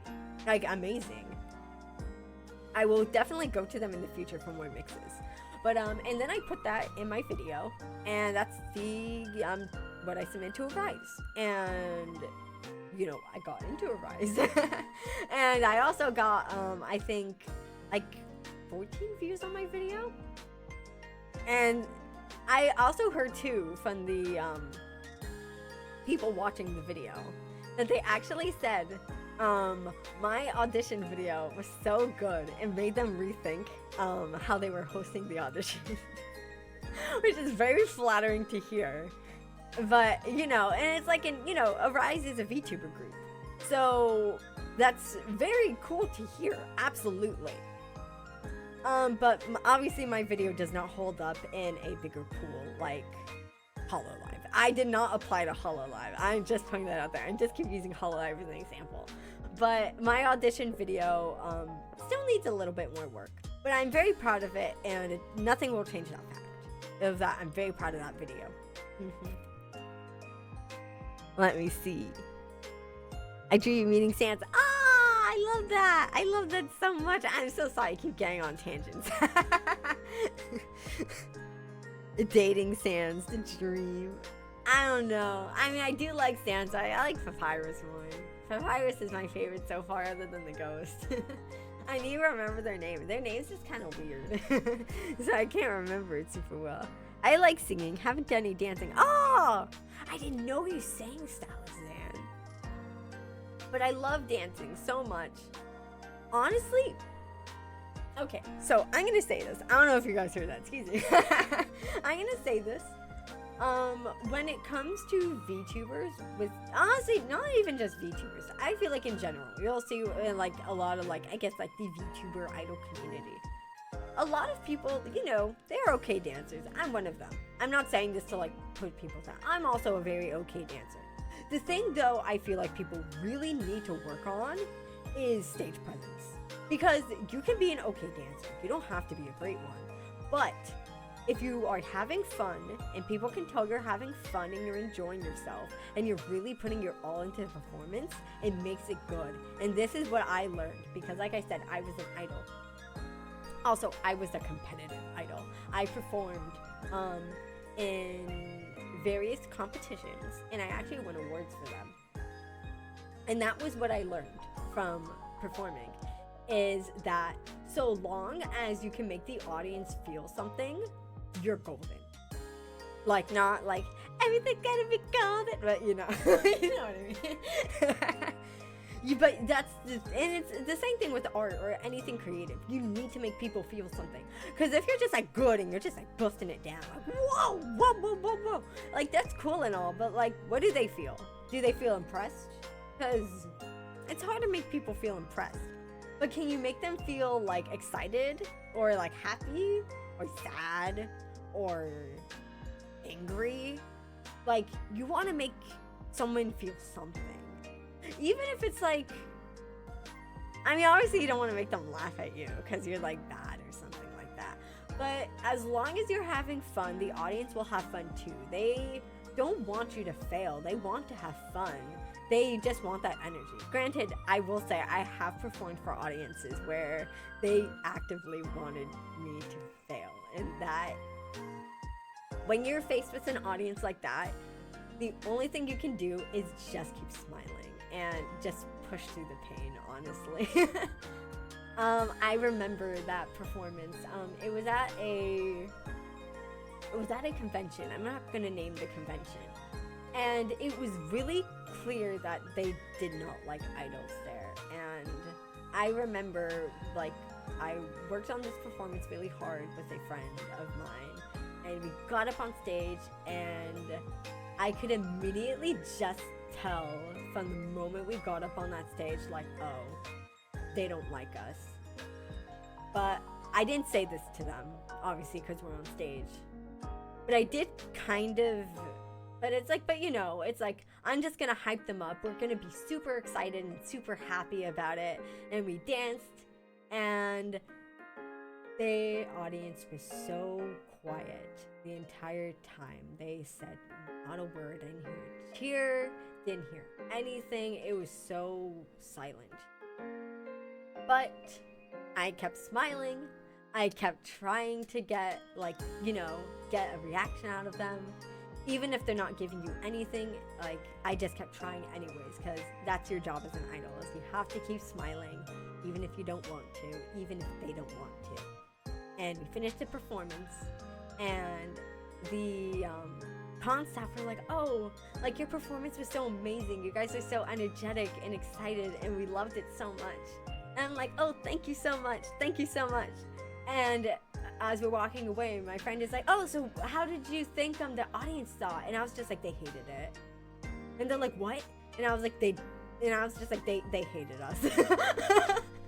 And I felt really bad saying this, and like, cause they were like really upset. It was like their first time performing, but I also didn't want to sugarcoat it for them, cause I was just like, you know, like, you're just gonna have audiences like this where there's nothing you can do to change their mind about. They already have their preconceived notions, and they're not gonna change their mind. And it is what it is. And they were upset about the performance, but I did try my best to like kind of console them, be like, you know, like, it's just part of performing. Like, not every performance is gonna be a banger, and this one wasn't. But we did our best, we had a good time, and that's what matters. And the next performance is gonna be better. And the next performance was better. There was more to it than that, but I'm not gonna get into that. But it was a good performance though. Like, the next performance we did was much better received by everyone. And I still remember it very fondly for what it was, and not the circumstances surrounding it. Let me see. I can sing in short bursts. I burn out if I'm doing it all days. I know. I don't like it because it's so frustrating, especially when you're practicing a song and you're practicing the same part over and over again, and you just can't nail it. And I feel like, especially with me, when I start getting frustrated, it definitely starts to come through in my voice because I kind of start screeching. Like, yeah, I was gonna give an example, but I don't think anyone sees that. Let's see. I would rather a place to grow with than jump in the deep end. No, I agree. Because the only thing though with small agencies, which can be a little dangerous, is you don't know if they're going to survive or not, or if you're going to even reach debut. So you want to try to find agencies that seem reputable, or agencies that have at least debuted someone before, like a generation before you. So here's how I would describe it. There's like kind of different tiers of VTubers and how you would fit into an agency. There's the VTubers that could be first geners, the VTubers that could be second or third geners, and then the VTubers that could be 4+. First gen VTubers are the people with the really small followings that honestly, they're kind of the diamonds in the rough. They don't have much to show for, which is why they have to be in a first gen, because they don't have standards yet, if that's not rude to say. But like I said, they're diamonds in the rough. So it's like they definitely do have something going for them. It's just they couldn't get in a later gen because they don't have anything really to show for. Aside from the fact that they're just like, I have the it factor, I just don't have the stats to back it up. And then there's the second geners, which also have the it factor, maybe a little less of the it factor, but they have some numbers. Maybe they're not like the biggest VTubers out there, but they have some numbers. And that's why they can get in on the second gen. And then the third and moving up from there, that's where they're looking for people that are basically just like already gold. They're looking for the golden VTubers that are already doing well indie and have that it factor. And so yeah, that's why it's like most people aren't going to get into like HoloLive or Neji Sanji or things like that because they aren't golden VTubers. And that is not an insult to them. It's just they probably don't have the numbers, unfortunately. I feel like that's the case with most people. And the only way you can get around not having the numbers is if you're offering something really unique that no one else has, which is really hard to do. Like, I was gonna give an example, but I'm not going to, because, I don't know. I guess let's say you're like a professional magician. Yeah. Let's say you're a professional magician. You can do magic and that sort of thing.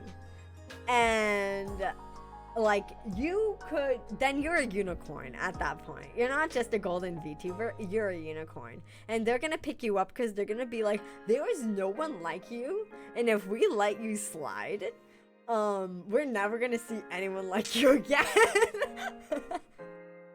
But you know, you're not gonna be a unicorn.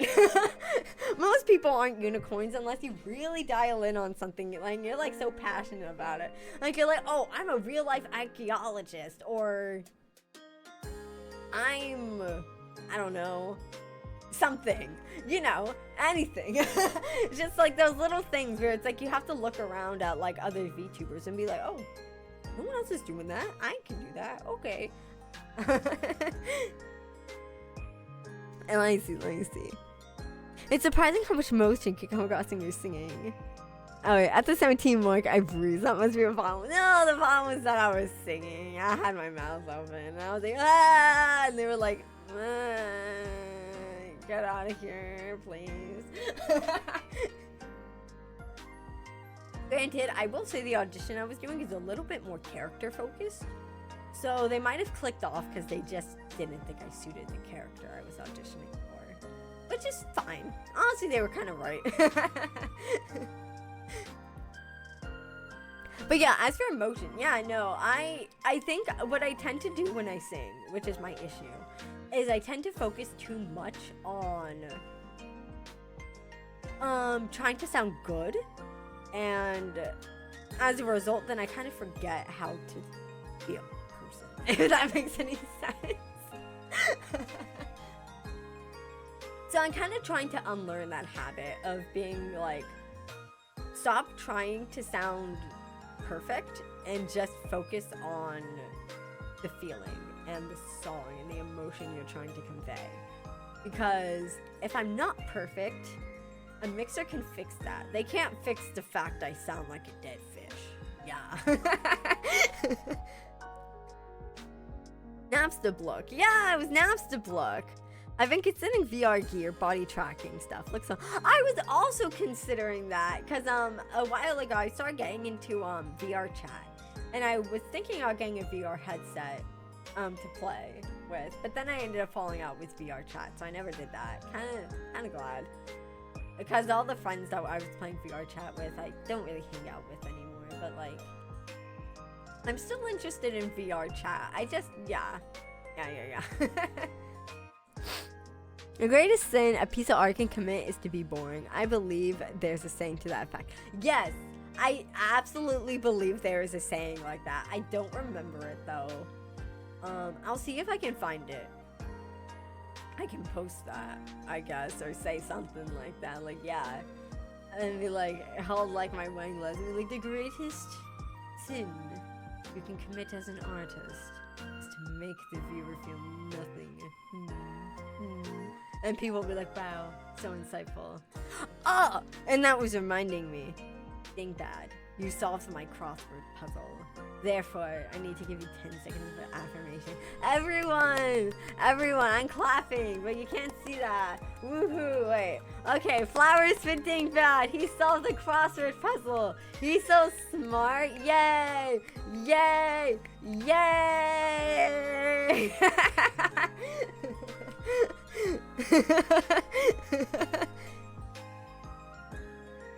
I'm watching an award-winning VTuber. I mean, you don't gotta say it like that.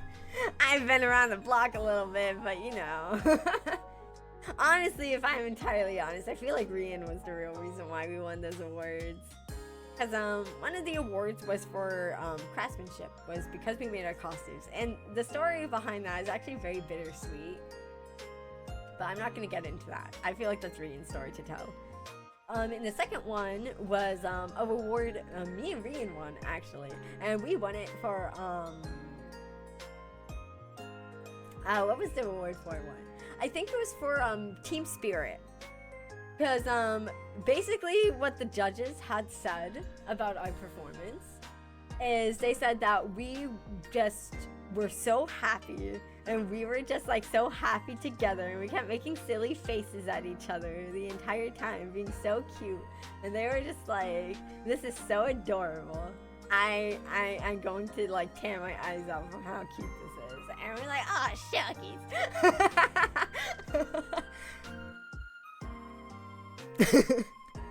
And so I didn't provide a public service like that. Admirable. Oh, I don't even know what you're talking about. I can't. I'm so far behind everyone. The credit doesn't belong to the one who judges React. It belongs to the one in the arena. I mean, that is true. That is true. I also don't know what. I'm like in like reading messages in like 1905, and you guys are like in like the year 3000. I'm like, what was that about? What was I saying? Huh? Really fair. Diamonds in the rough, from what I see, do eventually tell. Absolutely. They just need to find their stage to stand on, and if they keep trying, they will 100% find it one day. It just sucks. It just sucks. But you know, they're a diamond in the rough, and all they need to do is just keep polishing themselves, and eventually they'll rise. And I feel like anyone can be a diamond in the rough. All it comes down to, sorry, my cat made like a weird noise and I wanted to see if she was okay. But yeah, I feel like anyone can be a diamond in the rough. All it comes down to is realizing what you need to make yourself shine. And I feel like a lot of people might struggle with that, is realizing that it's like, oh, these are my edges that are kind of throwing off my light, I guess. And once I sand those down, or I cut around them, I don't know where I'm going with this analogy. It's like, then I'll be able to truly shine. Yeah. yeah. We got to the point, guys. We got to the point. Imagine Talia as a student today. Why would you imagine me as a student today? I'm not a student today. I don't think so. I feel like Rian's more of a student today than I am. Or today. No, Rian's a student today. Rian's absolutely a student today. I don't know what I am. It makes sense to me. I don't know what that is. Yay! How are you clapping with flowers in your hands? Don't worry about it. It's magic. It's magic. I have no clapping mode. Aww. You know, if I get to affiliate, I'll get a clap emote, guys. I'll get a clap emote, so we don't have to, like, awkwardly clap while not clapping. You consider yourself a weeb? Honestly, I don't really consider myself a weeb anymore. Because... my throat is so dry because I keep talking. I'm not gonna stop. I don't really consider myself a weeb anymore. Because I don't really watch anime as much as I used to. Like, I'll watch a show if it catches my eye, but if I'm entirely honest, most anime nowadays kind of annoys me because of all, like, the tropes and that sort of thing. Like, I don't like the hero who's, like, trying his best and, I don't know, like, I don't know. Like, I guess, honestly, if I was to name an anime that kind of encapsulates everything I dislike about anime, it would be My Hero Academia. Because it's just kind of like in that vein of just like, it's like kind of like, I guess like if I'm gonna try to explain this in like the nicest way possible, is it kind of very much fits into that mold of kind of being like generic shonen type stuff with just like a slight little twist on it that you're supposed to think is so innovative. Like, oh, they go to a school for superheroes. Whoa, that's so zany and wacky. Whoa. And it's like, you know, they do the fighting. You have your main character who's like, I'm trying really hard, like, to be like the strongest, but I'm not the strongest. And then he's like the most powerful guy. Blah blah blah blah blah. And then you have your pervert, and you have your panty shots, and all your fan service. And I'm like, I can't enjoy this anymore. I've had people be like, oh, well, you should try watching this.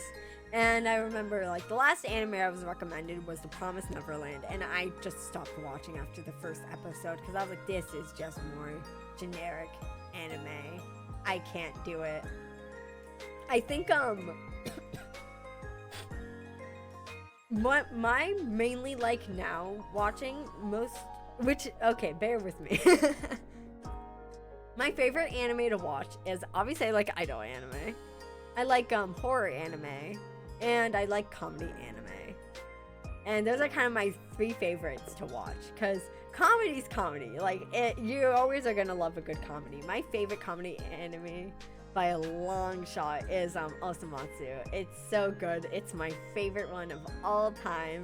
Yoshimatsu, my beloved. I love him so much. And, with horror anime, I can't remember any titles, but I've been reading a lot of horror manga recently, though. That's kind of more so what I read now, is I just read a lot of manga. And this technically doesn't count as horror, but it kind of is. The last one I've watched, which I really liked and read, is Shadow's House. That one's one of my favorites. I'm also a really big fan of the works of Junji Ito. And there was this one other one I had read a while ago, and it actually really messed me up. Like, I forget what it was called, but it was like about this boy and his mother, and she was just like, I guess it's like, it's not really a spoiler because this happens in like basically the first panel.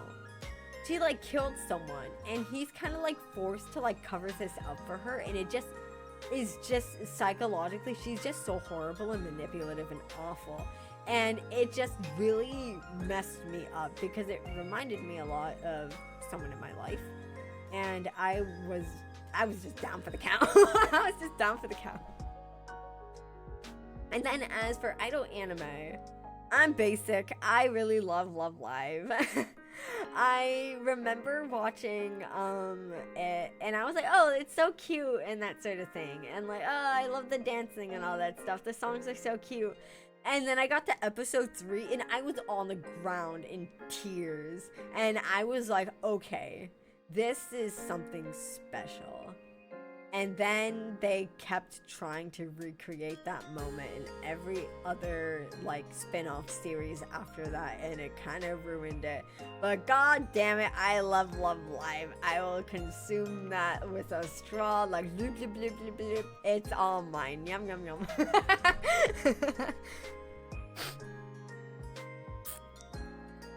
Let's see. Can be a diamond in the rough, then you arise. Yeah, I mean, I guess that is kind of the whole thing of Arise. It's like the whole thing is like, I think we're all diamonds in the rough. I think everyone in Arise is a really great streamer, and I think they're all amazing. And I'm really like, I don't actually speak to anyone super often in Arise. I'm a little shy. I kind of try to initiate conversation here and there, but I'm not like super aggressive about it, because I'm kind of like, you know, I don't want to like bother people. But I'm so excited for everyone, and I really want everyone to succeed. Like, even if I don't speak to you, I'm just like, I really think everyone is going to succeed, and I want them to succeed. And I'm so excited that I get to be among all these talented, amazing people and just watch them grow. And I feel, like I said, I feel so honored to be a part of that, and I hope I can prove myself to be a part of that. I was Wall Street. No, I'm not gonna drink water. An anime with the main guys just collecting all of them. Oh, don't even get me started on the harem anime. I remember when I was a kid, I used to watch them all the time, and I was like, haha, harem anime. And then as I got older, I'm like, ugh, that's so whatever. I don't care. Like, what's that one that everyone's like, this is like the harem anime of harem animes? I think it's High School DxD. Never watched it, never will. I've just heard so much about it. I'm like, thank gosh, I am out of that. Because I'm like, what did I even see in them? I think I was just so, like, I was just drinking the anime Kool-Aid so hard. I never considered that it might have been a shit flavor. Most modern anime is very tropey and derivative. Agreed. Of course, there's still innovative stuff. I highly recommend, if you guys are like into like kind of weirder stuff, I would recommend you try watching Mamoru Penguin Drum. It's such an interesting show. Like, I have no idea what it was about until like the end of it, and I still don't fully understand what it was about, but it was just a vibe. I loved it so much. Highly recommend it. Have they not heard of the X-Men? Honestly, yeah. I do agree, My Hero Academia sucks ass. My Hero was the only interesting when it focused on Deku's power tearing his body apart. I don't even know like what's going on in the show. All I know is I just think about that little purple guy that looks like a grape, and I want to squish him. I don't like him. Horse Girl anime. I need to watch Uma Musume, actually. I did play it when it came out, and I did enjoy immensely. But I stopped because I wasn't really attached to any of them. Because I had my eye on one girl, but she wasn't in the game, and they kept teasing me with her. And I'm just like, oh, my heart, when will you? And she's gonna come on in December, but I've been not playing enough that I probably won't pick up the game again. But Seiyun Sky, my beloved, she is the one I chase after in my dreams. I love Seiyun Sky. Junji Ito has good stuff. Oh yeah, heck yeah. My favorite Junji Ito story has to be the puppet one with the mansion. Also, of course, I love Tomi. She's so slay. I love Tomi so much. Honestly, the skin too they made for her in Dead by Daylight is so good. I love it so much. I don't play Dead by Daylight, but I just consume a lot of Dead by Daylight content. It's something I'm very interested in, but I will never play myself because I've heard stories of the community. I don't watch a lot of anime, so I don't really consider myself a weeb. But the only ones I really enjoy are Dragon Ball Z and JoJo. Yeah. I know. I've never watched Dragon Ball Z. It's just not my cup of tea. I'm just not a big shonen fan. And I've heard a lot about JoJo. But I've also heard from a friend who was like, okay, I finally caved and watched JoJo. And he was like, and I don't see the appeal. And I definitely don't think you guys are going to see it either. Because you're just not that kind of people. And I was like, okay. Like, if he's saying that, then I trust him. Because I've had some people like, oh, you should watch JoJo. Oh, watch JoJo. And I'm like, I don't know. It's just, like, I don't think the art is very appealing. And that's such a big, like, important thing for me. And yeah, it's just, yeah. It's like, I like comedy, but I guess JoJo, whenever I've seen like clips and stuff online, it seems, I feel like it kind of, I don't know, I don't like the fans of it. The fans kind of turn me off. They just kind of seem like, I don't know, Let's see, Shai Ubunya. What are you doing? Yeah, nah. What about all the vampire anime? Vampire. Oh my gosh, Vampire Night was my childhood. Oh my gosh, that was like, I had got like a little like mini TV for my birthday one year, and the only show that was on there was Vampire Night. And you know what? That was the only one I needed, because I just watched that over and over and over and over and over again. And then I was like, oh my gosh, I'm gonna try to read the manga. And then I read the manga, and then I found out the direction it went in, and I stopped reading it. And I'm like, okay, I don't like it anymore. We're over it, guys. We're over it. They need more vampire media. I have a hyper fixation on vampires. You might be wondering, why aren't you a vampire VTuber then?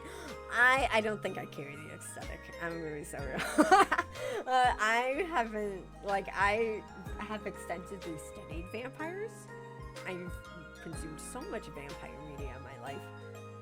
My favorite vampire anime would be Seraph of the End. I think that is so good. Oh my gosh, I love Seraph of the End so much.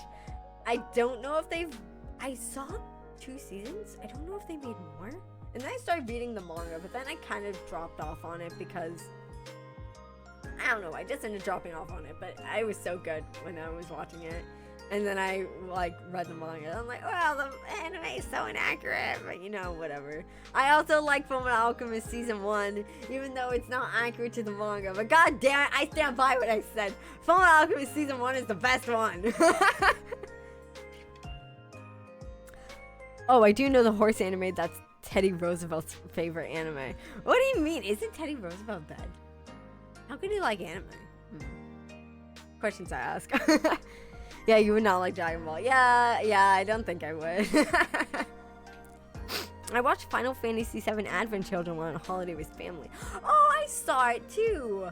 I remember I was watching it, and I was so blown away by how pretty it was. My, had watched it, you know, obtained through magical means. Let's say magical means. I obtained it through magical means, and I thought it was so beautiful, like, that during the movie, I just kept, like, taking screenshots, because I wanted to preserve all the scenes because of how beautiful it was. We'd also not like JoJo. There are some moments of comedy and lots of horror. Wait, you're saying that like I don't like comedy or horror? But I know what you mean. Yeah, I don't think JoJo's to me. I think it has like that very kind of like, I don't know how to describe it. I feel like it kind of has like a very like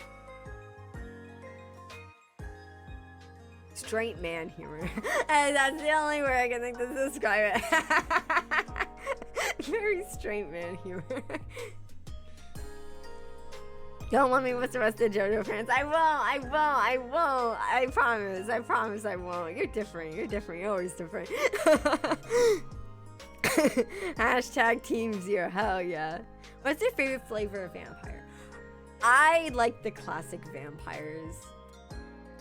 Personally, the ones that can't cross water, when you drop like a bag of beans, they have to stop and count them all. Also, did you know, with classic vampires, the reason why you can't see them in mirrors is because mirrors were backed with silver. It's not so because, you know, they're immune, they're like, you know, they're weak to silver, so that's why you couldn't see the reflection. But yeah, I love those vampires, and then like when they drink like corpse blood, and they like die, but they don't actually die. They just go into hibernation, and you're like, oh, they're dead.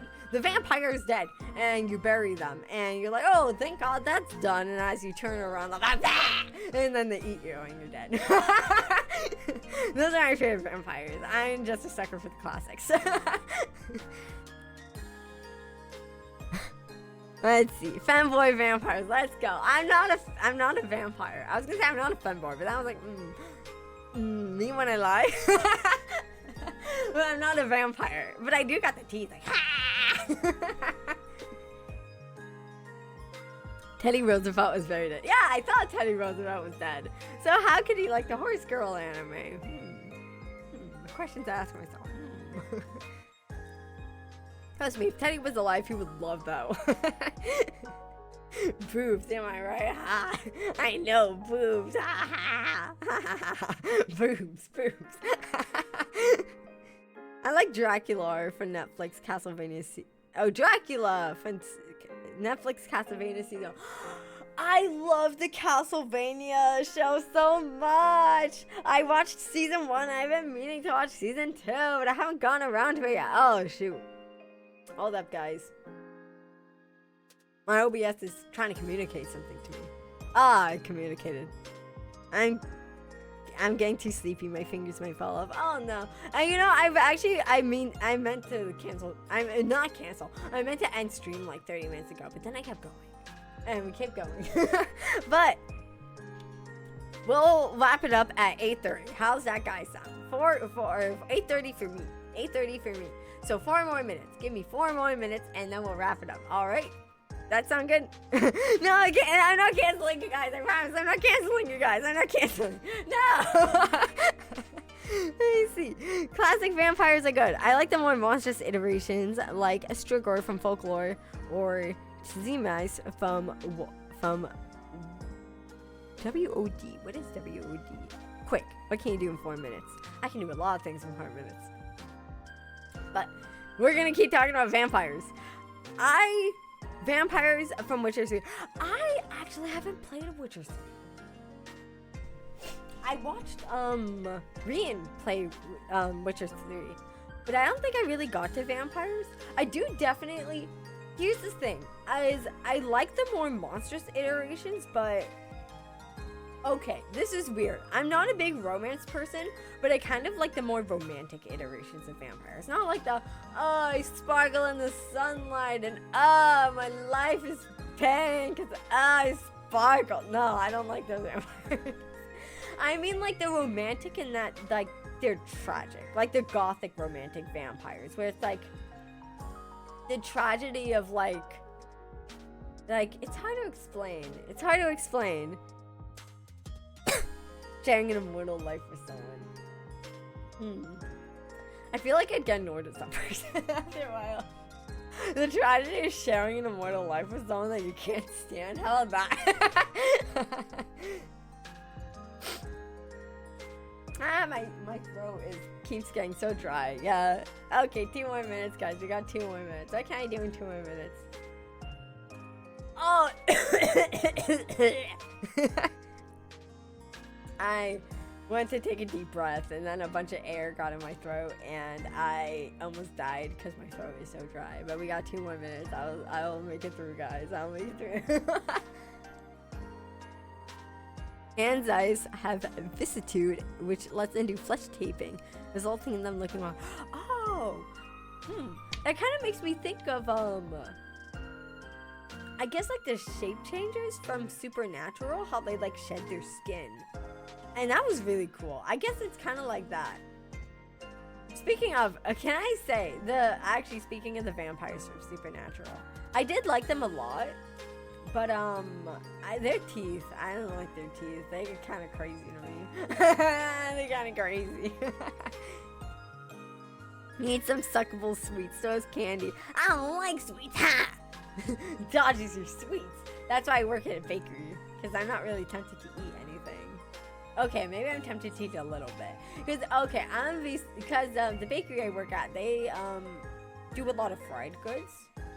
And because they do a lot of fried goods, it's not like I crave sweets. I don't crave, like, I don't smell sugar and be like, ooh, that smells good. I'm more like I smell the oil and I'm like confused, like, oh my god, oil, fried food, chicken, and then I go like, So I'm trying to clamp down on that because I'm like, no, I don't want the sweets. I just want to lick the oil out of the fires, I guess. Werewolves? Werewolves. I've been becoming more open to werewolves. They've never really been an interest for me because I'm like, I don't like furries.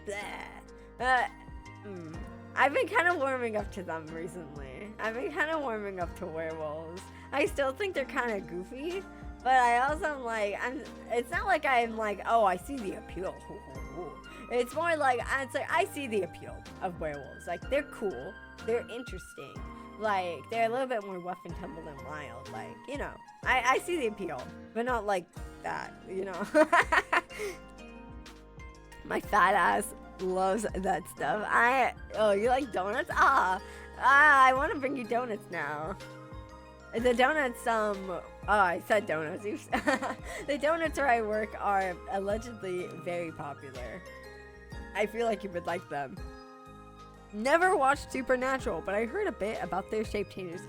Yeah, I like their shape changers. They're really cool. I really like them. Are werewolves just big dogs? Yeah, I would say that. They're just big dogs. They have animal ears furry. I am a furry. I know, I'm a furry. I'm not like full furry. Actually, I can go full furry. You guys want to see that? You want to see me go full furry? But you weren't expecting that. I'm gonna get you. I'm gonna get you. Like, oh, I turned back.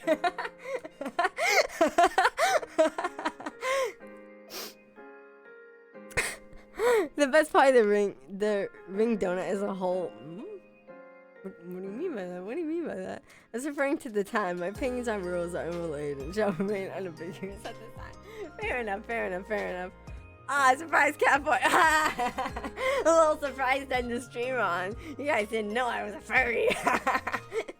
But we'll end it here. I said we were gonna end in 5 minutes or 4 minutes, and now we are over by 2 minutes. So, anyways, we'll end it right here. But guys, thanks so much for stopping by. I'm so glad we spent this entire time drawing foxes and not just talking. Absolutely. If anyone asks you, we learned a lot about drawing foxes. We totally did not give up like 40 minutes into the stream. Thanks for being you.